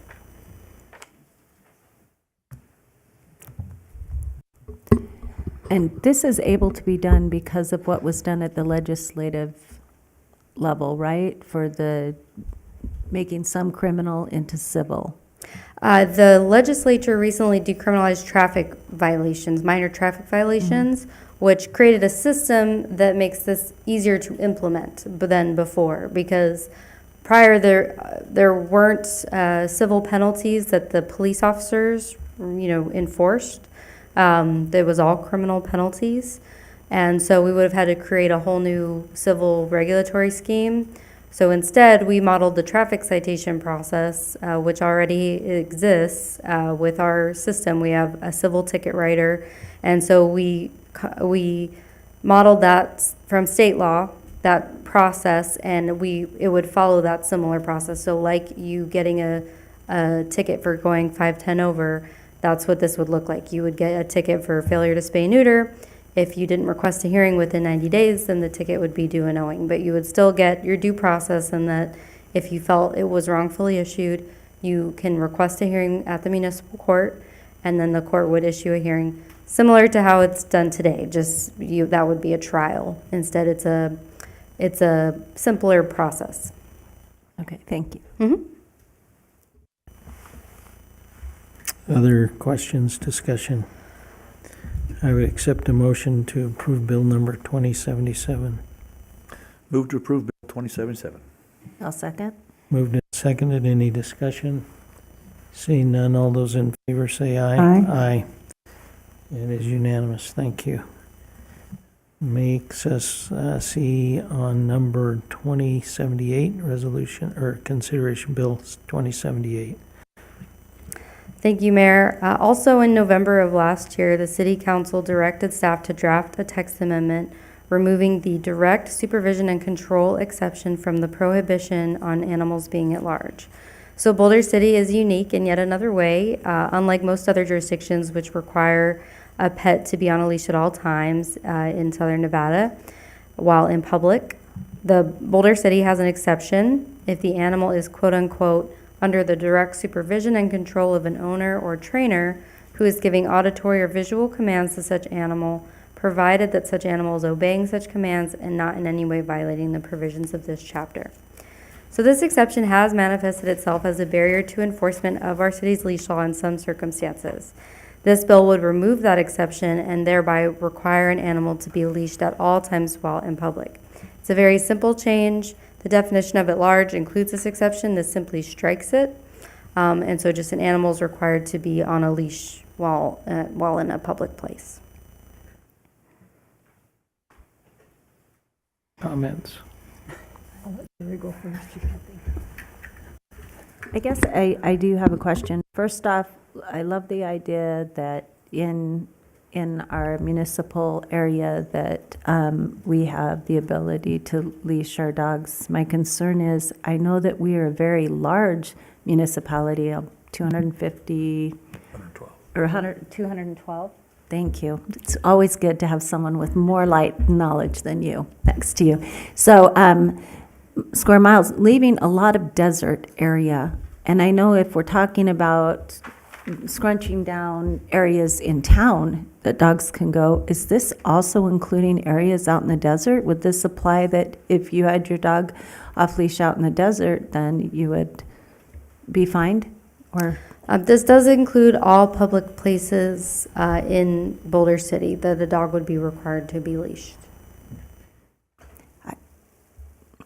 Of course, not dog parks or specific designated areas for off leash, but everywhere else. Is there ever an exception for the ability to have them go out into the desert if it's within a certain, I don't know, say you're a certain amount away from the city as as a whole, right? Where we mostly all live and do our thing. If you're out in the desert, I mean, is there something, an exception or something that could be made? You're so and so far away, your dog could be off leash. Staff could absolutely explore that as part of the bill. We could also, as part of item 17, if you wanted to go back to the item, include desert areas as part of areas we look at for allowing off-leash.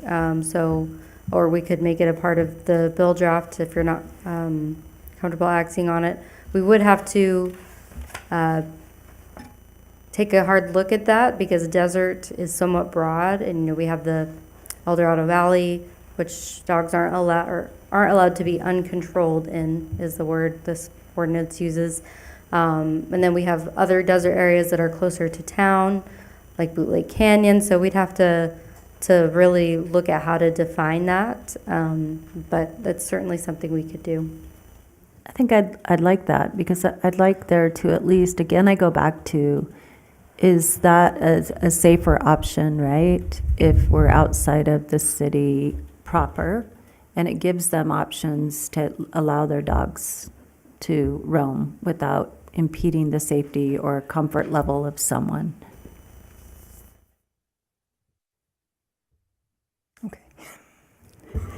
I wanted to go over some statistics. We had 24 dog bites last year. 13 of those dog bites were in the person's home.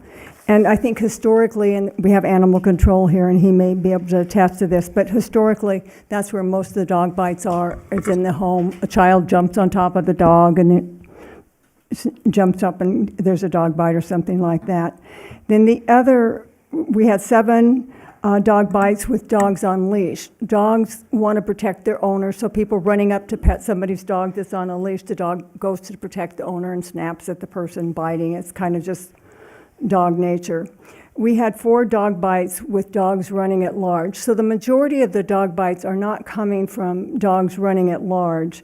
So I think we need to find a happy medium where we both can live cohesively together. I don't know if we can find that happy place. Hopefully we can. But I don't think a leash law, and I myself have been going probably about 30 years over to Wilbur with my dogs and my different dogs, and it's kind of a social gathering. People really enjoy going over there. We have a lot of seniors that come and stop in the morning time. We have seniors that come and stop in the afternoon, and it's a place to socialize. And some of the seniors I don't think should be driving myself that go down there with their little pups, but it is a place to socialize, and it is part of Apple Pie America, I think, to be able to see people on the weekends throwing a Frisbee and the little kids running after them. So I just like to see us try to come up with something that worked for everybody and not just say, okay, we're going to do a leash law when we had 4 dog bites off leash, and the majority of them are in home. So we haven't solved the problem. We just made it impossible for those that enjoy off-leash experience. So that's what I have to say. Thank you. I'm sorry, somebody down here? Okay, I have the question of enforcement. Say the leash law gets passed, how is that going to be enforced? I mean, in every other situation, it's always about the enforcement.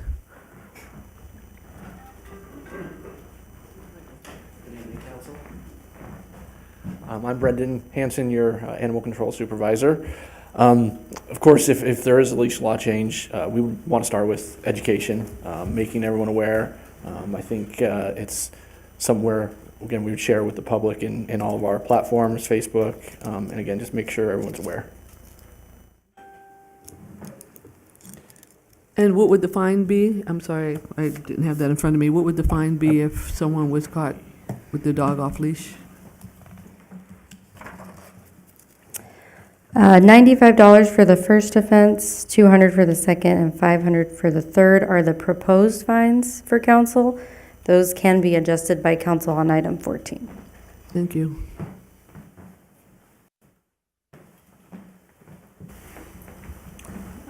Excuse me, I'd like you to elaborate a little bit more about your opinions on the proposed Absolutely. amendment to the leash law and the statistics? I mean, we know those are what's reported. Right. We hear a lot about not reported, so if you could Absolutely. elaborate, thanks. Yep. Yes, last year, or 2024, we had 24 dog bites reported to animal control. Personally, I believe that's probably, there's probably double that occurs that go unreported. As I think some folks mentioned earlier, there's a lot of people don't report the crimes to us, or they don't want to cause, grief between them and somebody they may know at the park. So I do think there are a large number that go unreported. I do believe that this would be beneficial for animal control, especially from a public safety standpoint. I think it would make the community safer for everybody to enjoy the parks. Thank you. Would you be going out into the desert then and monitoring that area? Typically, we don't venture too far out into the desert because if our vehicles are, depends on how far we can really go. Of course, if there's a stray dog that we want to catch and bring back to the shelter safely, we do our best job. But it's not an area we would probably typically go patrolling.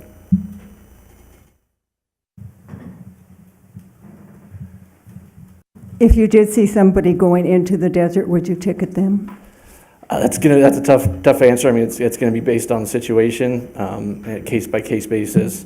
So if you see them going into the park, would you ticket them? Again, I think we have to start with education. So if it's somebody who is not from here, who maybe came here to enjoy our parks with their dogs and didn't know about the law changes, I think we need to work with them first and, again, make sure everyone's aware of the laws before we go to the next step. If I can ask him a question, would you support signage in the parks clearly stating what the ordinance is in plain language? Yes, As well as- absolutely. I'm sure there's a requirement to put the municipal code, listed there, but. Right. I think that would be real beneficial to make it clear in all of our parks. Again, that would just another way to educate the public on the changes, and that way we can hopefully prevent any more accidents. Thanks.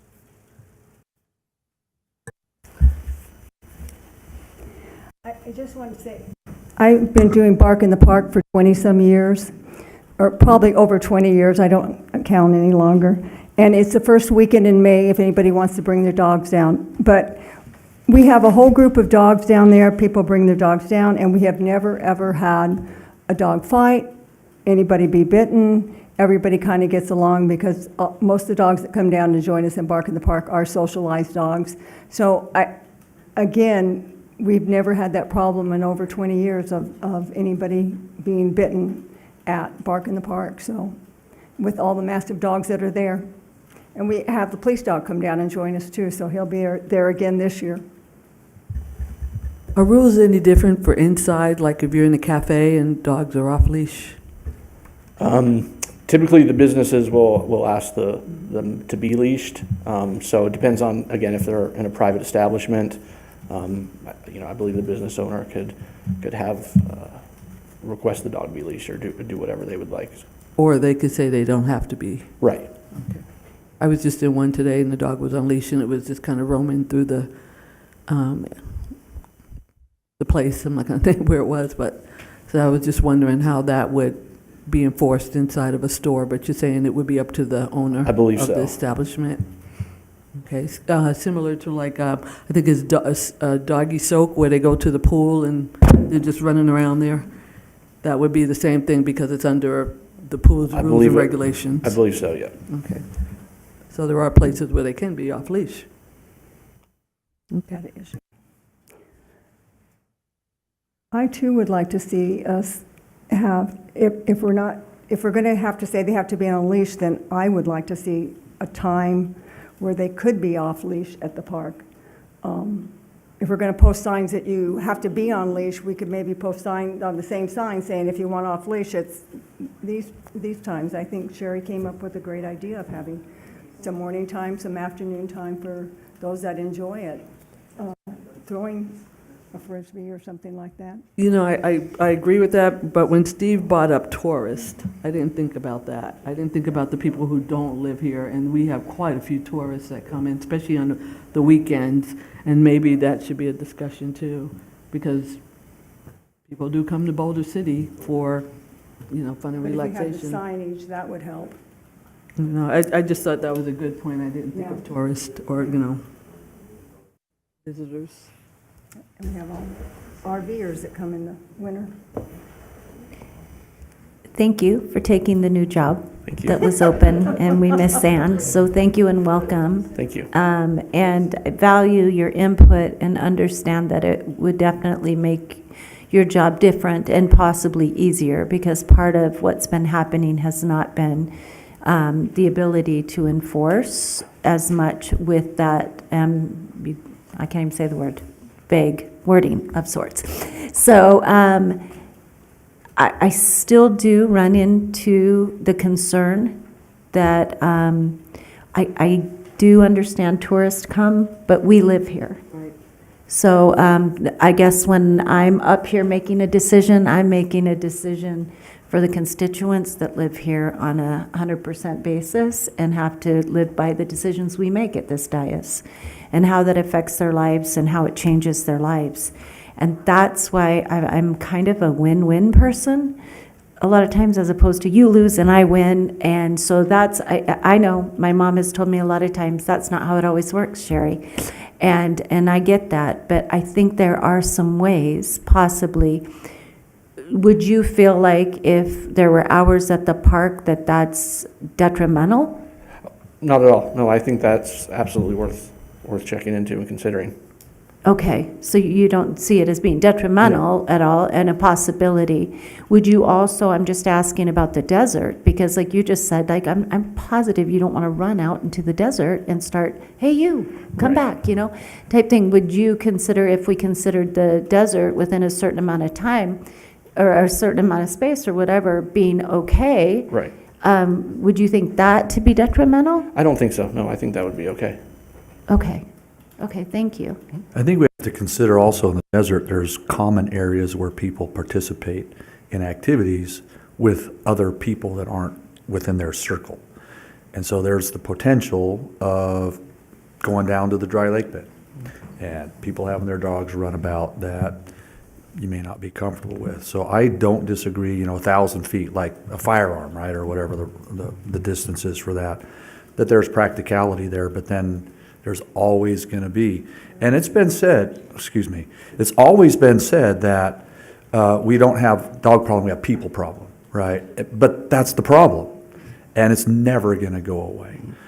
I agree with all of the public comment of the folks, especially the group that's at Veterans, because I had gone there. I don't go to Wilbur. I'd gone there for 2 or 3 years when our dog was young and socialized our dog, and those folks are great. And their dogs are great. But we have to look at the entirety of the community and not one park or 2 parks, and not a handful of folks that are really responsible and ignore all the other issues that happen, right? We're an entirety of the community also up here, not, you know, just, hey, it's good for that group, so let's let them do it at that park. How does that affect everybody else? And I think we start piecemealing this. Does that make your job easier or harder? Can make it a little challenging at times. Yeah.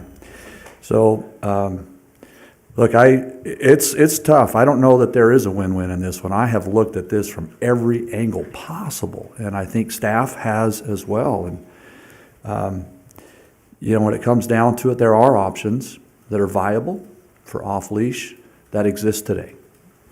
Whether it's, you know, here in town or additional space or, you know, other areas. And I'm not going to tell anybody what they should or shouldn't do to get off leash because that's probably going to lead to offense. But I don't know from my perspective how we come up with something that's enforceable, that's reasonable, and that helps our animal control folks in their job and public safety overall for the entirety of the community, that is different than the language that's proposed in 2078. I think it's an 8.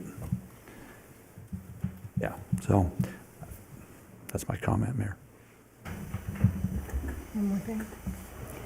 I'd like to see us take this back to staff and have staff, what I would like to see is have staff look into some hours for dogs at parks, and also to let the dogs run in the desert, and really maybe clean up the one about El Dorado, down in the El Dorado area, because it just says you have to be in control of the dog, and it doesn't really say anything in there. I don't know if you can fix that all in this, but that's what I would like to see, if maybe we could come up with some ideas that could be the win-win, where we win some and we lose some. But I just think that writing somebody up for taking their dog in the desert, which people do that every day, and not having a place to be apple pie America and throw a Frisbee for your dog or a ball for your dog. So that's what I would like to see, is it go back and we come up with some different suggestions. Is that a motion? Yes, I'll make that motion. Is there a second? I'll second it. Moved and seconded. Discussion. I'll start discussion then, however long that wants to be. Dogs are dogs. People are people. And we have probably more problems with people than we do dogs. But when you put the two together, then you have the territorial nature of an animal, and territorial nature of animals, or protective of, my owner is an issue. So I agree with the sentiment that exists, that I don't know that we're going to be able to control people or dogs. And so that's, my dog is friendly. How many times have we seen that chomp chomp? So the reality is it's a conundrum. I appreciate the motion. I appreciate the second. Is there any other discussion? Again, just to reiterate the idea that having them be on leash within city areas is not problematic at all to me.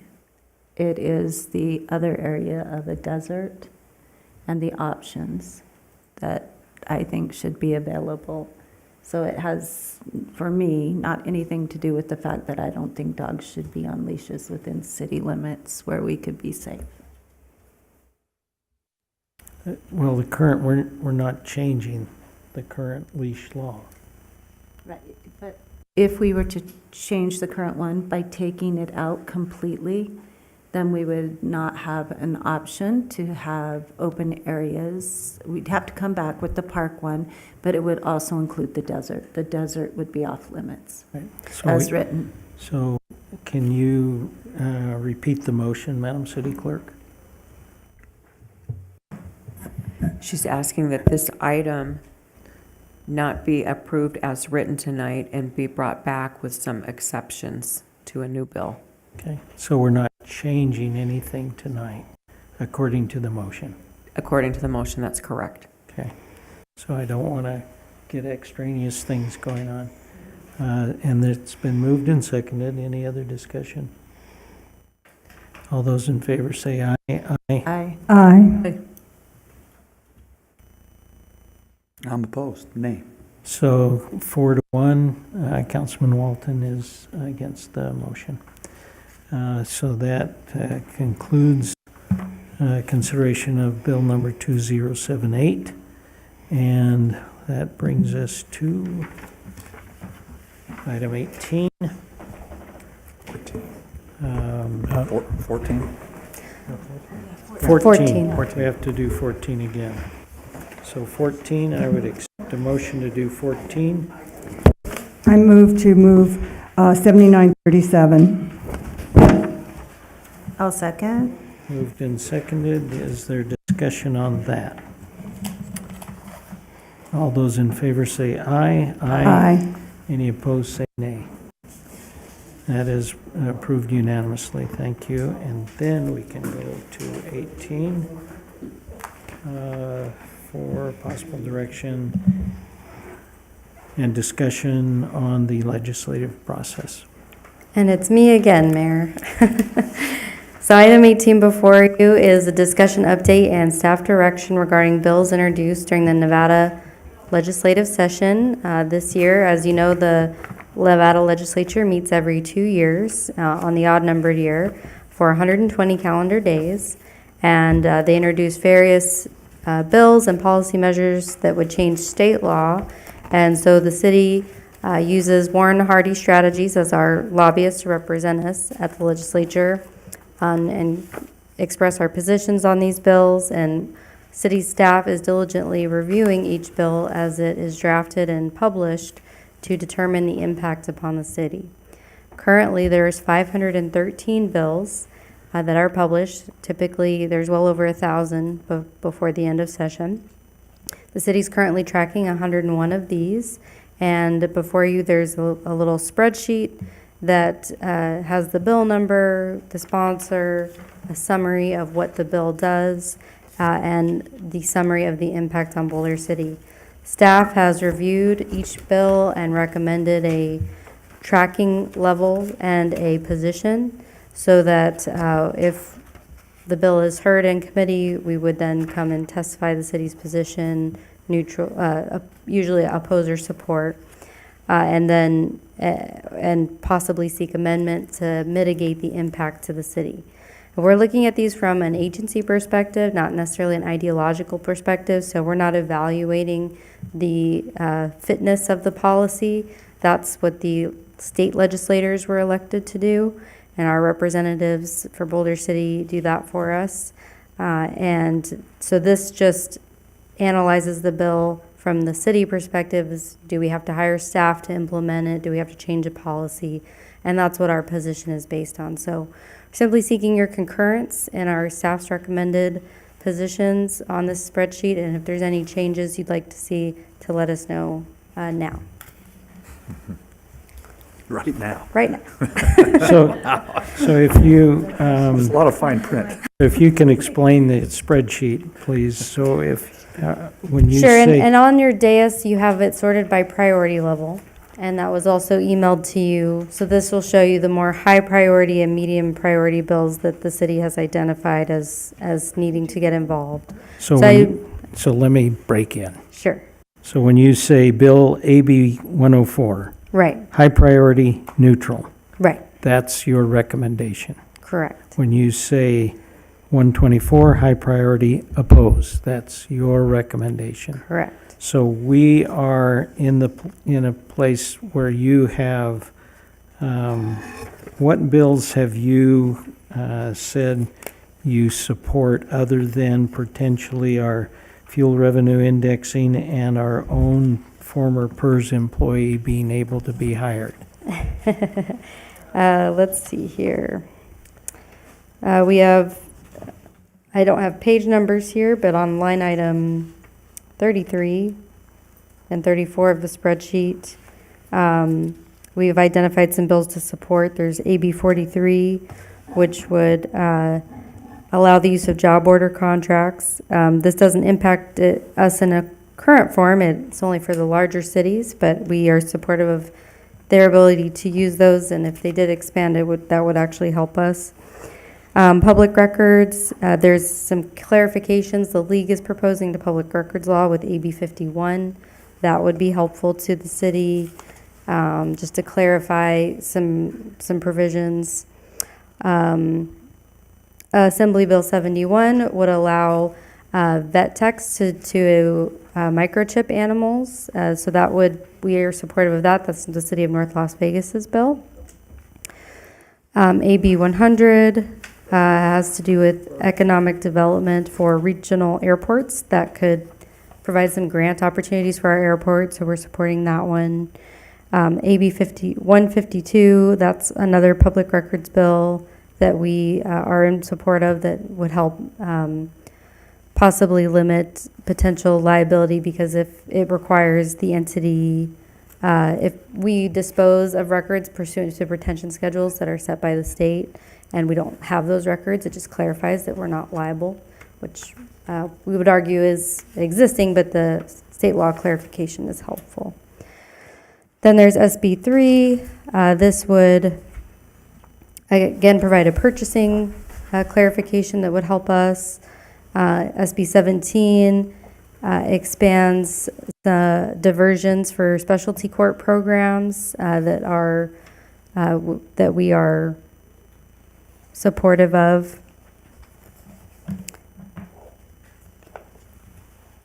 And then there's SB 37 creates some stiffer penalties for road rage. We've seen increased incidents of that, and so we're supportive of that. SB 51 provides for reimbursement for affordable housing expansion. So this would help if the city were to engage in that. That would help us recoup any costs. Then AB 10. Oh no, that's neutral. And those are the ones we're recommending support. Okay. And any other comments from anybody about any worry about supporting anything? Obviously, we don't know what's going to be in a bill until it's done, quite frankly, and voted on the floor. And then we don't know what it's really in it until it goes to the other house and does the same thing. So if we can be supportive of something now, it behooves us to make sure that it goes through the process with our input. And if we have input in support already, we are at the table and we can nudge things as we need to. So and you'll notice most of the things she's put out are neutral, with good reason, because who knows what's in it and what's not. But the ones that are opposed, if we have input into the opposition and why, then we can have our representatives be attuned to what we need. And we can do that without being a council or talking about it, because we have opinions ourselves and we can give those opinions to our representatives without us talking to each other and breaking open meeting laws. As I talked with a representative recently, I said, you guys can do whatever you want because you don't have the open meeting law. We can't do anything unless we say that we support something or against something. So having said that, with the recommendation of our city attorney, unless there's other things going on, I would take a motion that we at least support the things that staff has supported so that we can say we as a council supported it. Go ahead. I just want a clarification on ours. Have you heard anything back from anyone else on the support that we have or the opposition that we have regarding what we've put forward? Yeah, absolutely. So we presented Assembly Bill 27 last week in the Assembly Committee on Government Affairs. So far, the committee members that the lobbyist has briefed are in support. There's at least one member that's not supportive, but if the committee has, again, open meeting law does not apply up there, so we can get a feel ahead of time on whether or not the committee members are supportive and whether there's enough support to vote it out of the committee. And at that point, it would go to the assembly floor, where all 63 assembly members would then evaluate the policy and vote, and then it goes to the Senate after that. And so, so far so good. We'll keep you posted on the progress. So our vote of confidence for you to continue in this direction of high priority support or medium priority support would be helpful. Yes, that's why exactly what Mayor Hardy was just saying with open meeting law.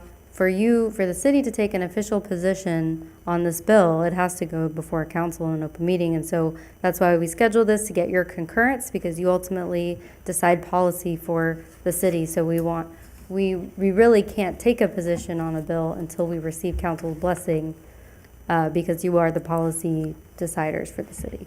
So that's why we're seeking your concurrence. Okay, so when I'm looking at this, I see neutral, opposed, and support. So if we say yes, we agree with this, you remain neutral on those things that are neutral unless they change wording. You support those as written, and then you do not support those that are down here that you say oppose? Correct. So we would Okay. carry that position. If the bill changes, we let you know. I bring these back during session, usually during the second meeting of each month with the new list, and we'd make any changes. If there's amendments, we make changes. And then, we get involved per council's blessing. Okay, thank you. Yeah. So where is AB 27 on our list? So I have it on high priority, but it's super, super high priority that it's not on this list. I'm just making It's sure, floating up here. we haven't forgotten our own bill. No, we have it. It's super, super priority. Okay. I have a question It's also. got its own paper, The yeah. last page, the last Assembly Bill 78, Uh-huh. there's no statement on priority Oh, or that's position. just an oversight that I forgot to add the tags. The recommended position on that is neutral. It's- That bill would, it would essentially give the Department of Tax a little bit more oversight over liquor distribution and manufacturing. Well, in the last line on the description notes side, it said this bill will impact the city because it changes the liquor license process. So are we interested in having the state change our liquor license process? Certainly, we could take a position of opposition. I don't know where the. I'm asking you. It's, it does take away our authority, yes, in some respects, yes. So For manufacture and distribution. Now, we only have, I think, one manufacturer of liquor in the city, and I don't think we have any distributors. Okay. So it doesn't affect So retail. not really, okay. So as Yeah. far as a business wanting to, like we've gone through recently, open up and become I forget the two terms we have. We have a tavern and then we have. Yeah, The cocktail other- lounge. It doesn't impact those Lounge of some sort. licenses. It doesn't affect that. No, it only impacts Okay. distributors, because Manufacturer. there's a three-tier system. So you have to, the manufacturers of liquor can't sell directly to retailers. They have to go through a distributor. Okay. So I don't think we have any licensed distributors in the city. I'd have to look. Most of them don't. So neutral is your. Yeah, that's your our recommendation. Recommendation on that one. Okay, Yeah. thank you. So I, along that same lines, liquor licensing and it's a sticky wicket. There's so many different moving parts on that. Boulder City would be hard pressed to do all of the things that those liquor license people do, and some in more creative ways than they should. So I'm happy when someone else can arrest them, as it were. So I think neutral would be a kind word. Okay. But, go ahead. So yes, I have a question. I think the mayor earlier was clarifying that we as citizens could go into Nellis and we could, not necessarily these particular, it sounds like you have them all zoned in to where oppose or approve, but if there's some like, I think Mr. Hardy had talked about when he was here, the early childhood education, and I didn't see that on this list at all. So I was wondering, was that dropped off or is that just, he was So bringing we're that only- for general? Oh, I didn't mean to interrupt you, go ahead. Councilwoman, I apologize.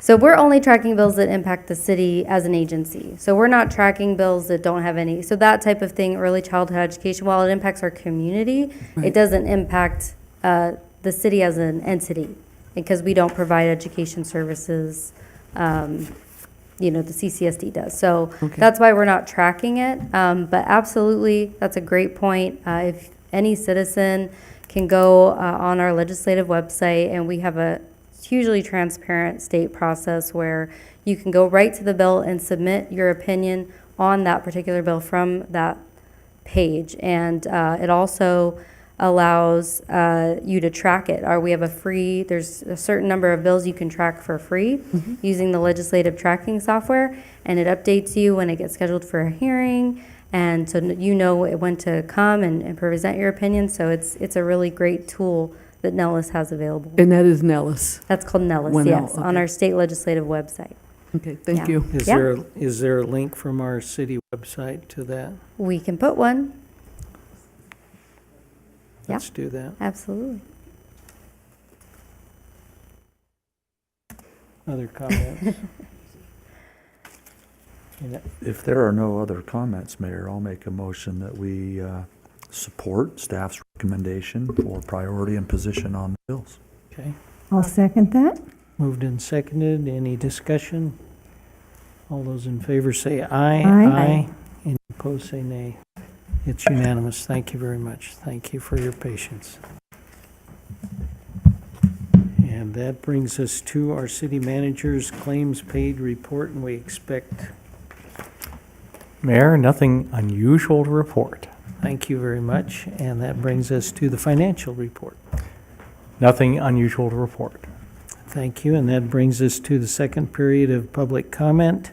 And is there anyone here in the chambers who'd like to come forward and say anything they want for 3 minutes about anything? And if they want to call in at 702-589-9629, they can do that too.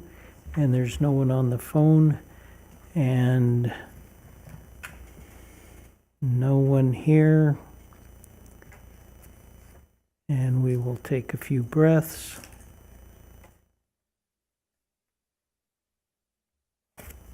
Appreciate everybody's involvement today. Thank you for the summaries that we've had and the things that we've done. And seeing no one on the phone, I will close public comment and go to City Council's report and start with Councilman Walton and move down.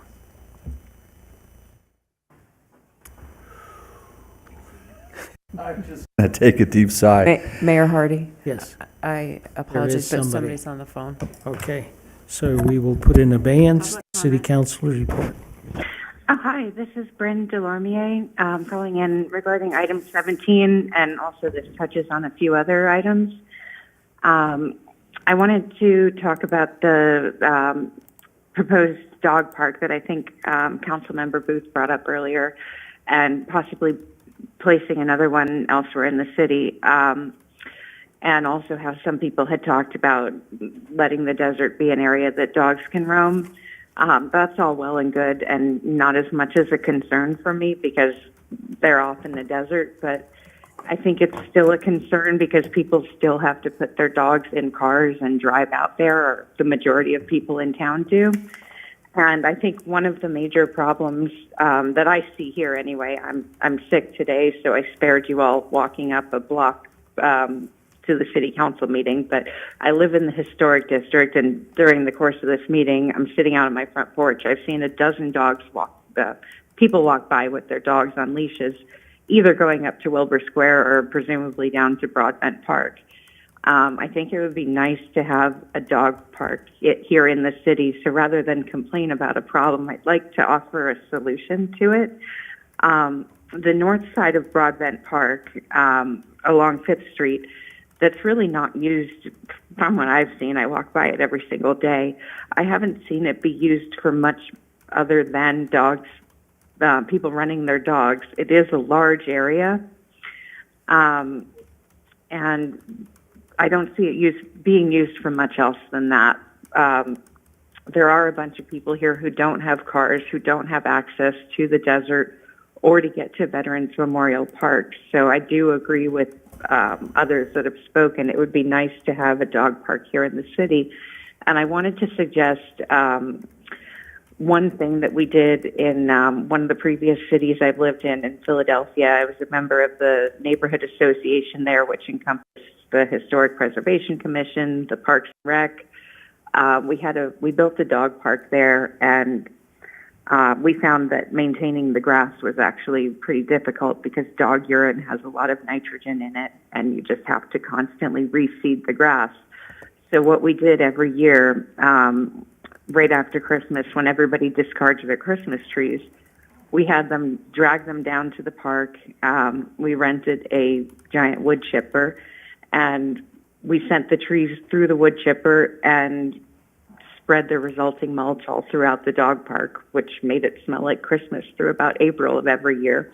And we did that annually, which was an easy and free way of maintaining the dog park, and it also kept all those trees out of landfill. So, our motto here in Boulder City is Clean Green Boulder City, and you can maybe redefine green as being sustainable. And I don't know the status of our landfill, but that would also help keep all those trees out of landfill. And I heard Joe Stubitz, Utilities Director, talking about how our water consumption, outdoor usage is up this year. So it would also be a way of curbing our outdoor usage, at least at that one park, if we were to do it there. So I just wanted to offer that up as a potential solution, and I hope the council considers it. So thank you for hearing me again, and hope everyone has a good night. Thank you. Bye. Thank you. Get well. No one else on the phone? No one else here, and we'll go back to Councilman Walton's report. All I had was that side. I don't have any other reports for my committees, but I'll reiterate as was just touched on, the increase in our water use, and there's no hiding behind the fact that the climate is prompting additional changes to our behaviors. But with that, we have to remember if we remove too much, then we're going to make it hotter than it already is. So we have to strike that really fine balance. And I think as a city, as far as the city properties go, we're doing it responsibly, and we're doing it thoughtfully and purposefully. And I appreciate all the staff that are working on that. So thank you, Mayor. Thank you. It's always interesting when it comes to city council reports. You feel like you need to report that you've been doing something, even though you always are doing something. It's just things that may not be our committees at the time. I know all of us take the time to meet with people who email us or call us and talk to us, and just the opportunity to have you come here in person so we can see your faces. We know that you care and that you understand what's going on in the city. It matters to us. And I say us because I'm not the only one, and I understand that. And I'm sure that you can understand how important it is as a community to have access to each one of us as elected officials, as opposed to maybe just one of us that live in your neighborhood that you voted for. You have the opportunity to talk to all of us. And because of that, our decisions up here, when they're made, may not all be all together, but all together we hear you, I believe. And someone is representing you by being up here. So thank you. Thank you for contacting us and including us in your thoughts and your processes so that we can know what they are when we sit up here and make these decisions. Thank you.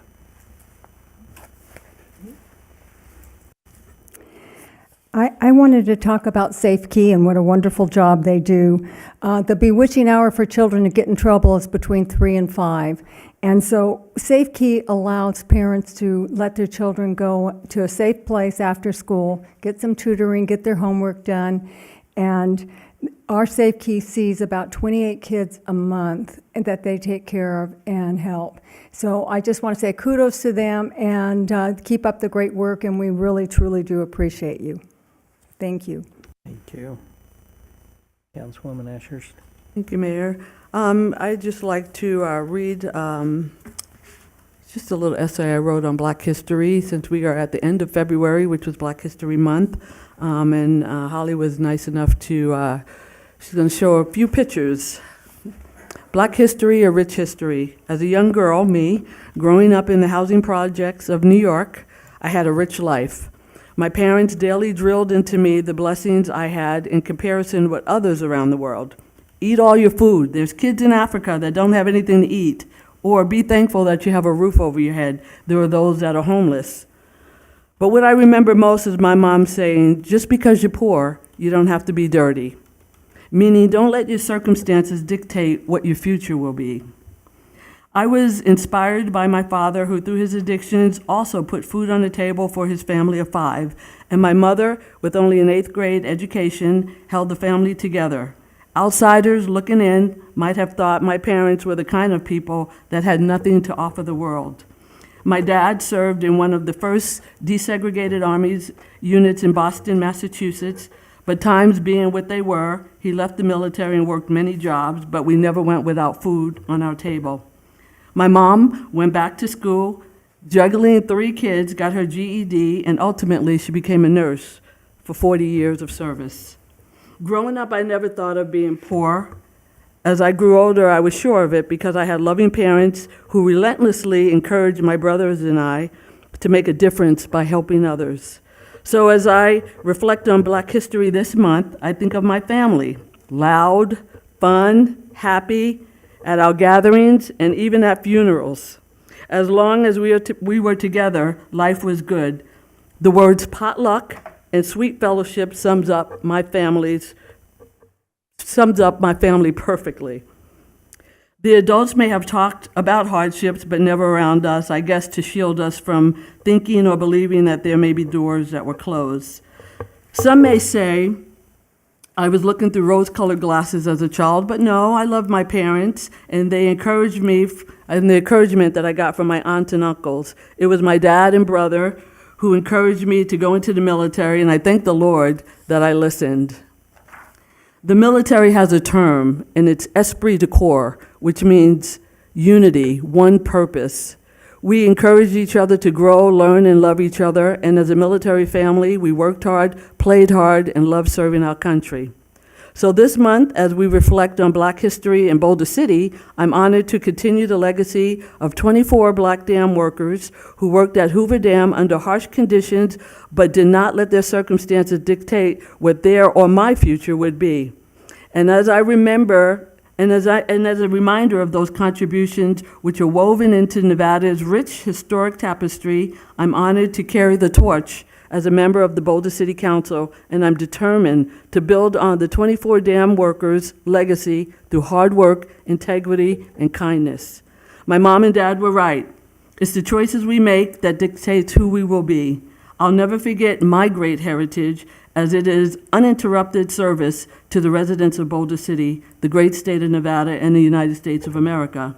Now, as one family in Boulder City, may we be loud, have fun at gatherings, and be good neighbors. Remember the word esprit de corps. Thank you, Boulder City, for allowing me to serve you. And thank you, staff and council, for allowing me to serve. Thank you, Councilwoman Ashurst. And Madam City Clerk, that'll be put in the record verbatim, and we'll each get a copy. Thank you. Thank you for sharing. I would like to take this opportunity to say my appreciation for our city attorney, Brittany Walker, who has been in the legislative process recently, been up to Carson City, been able to represent not just us, but other people well for what she's been able to do, and the contact she's made, the relationship she's had has been invaluable. When we go up to the legislature, we appreciate you and how you do it and how you've done it and how you've been able to be a good influence for Boulder City. Appreciate you. Thank you very much. With that, unless there's something else, meeting's adjourned. Thank you.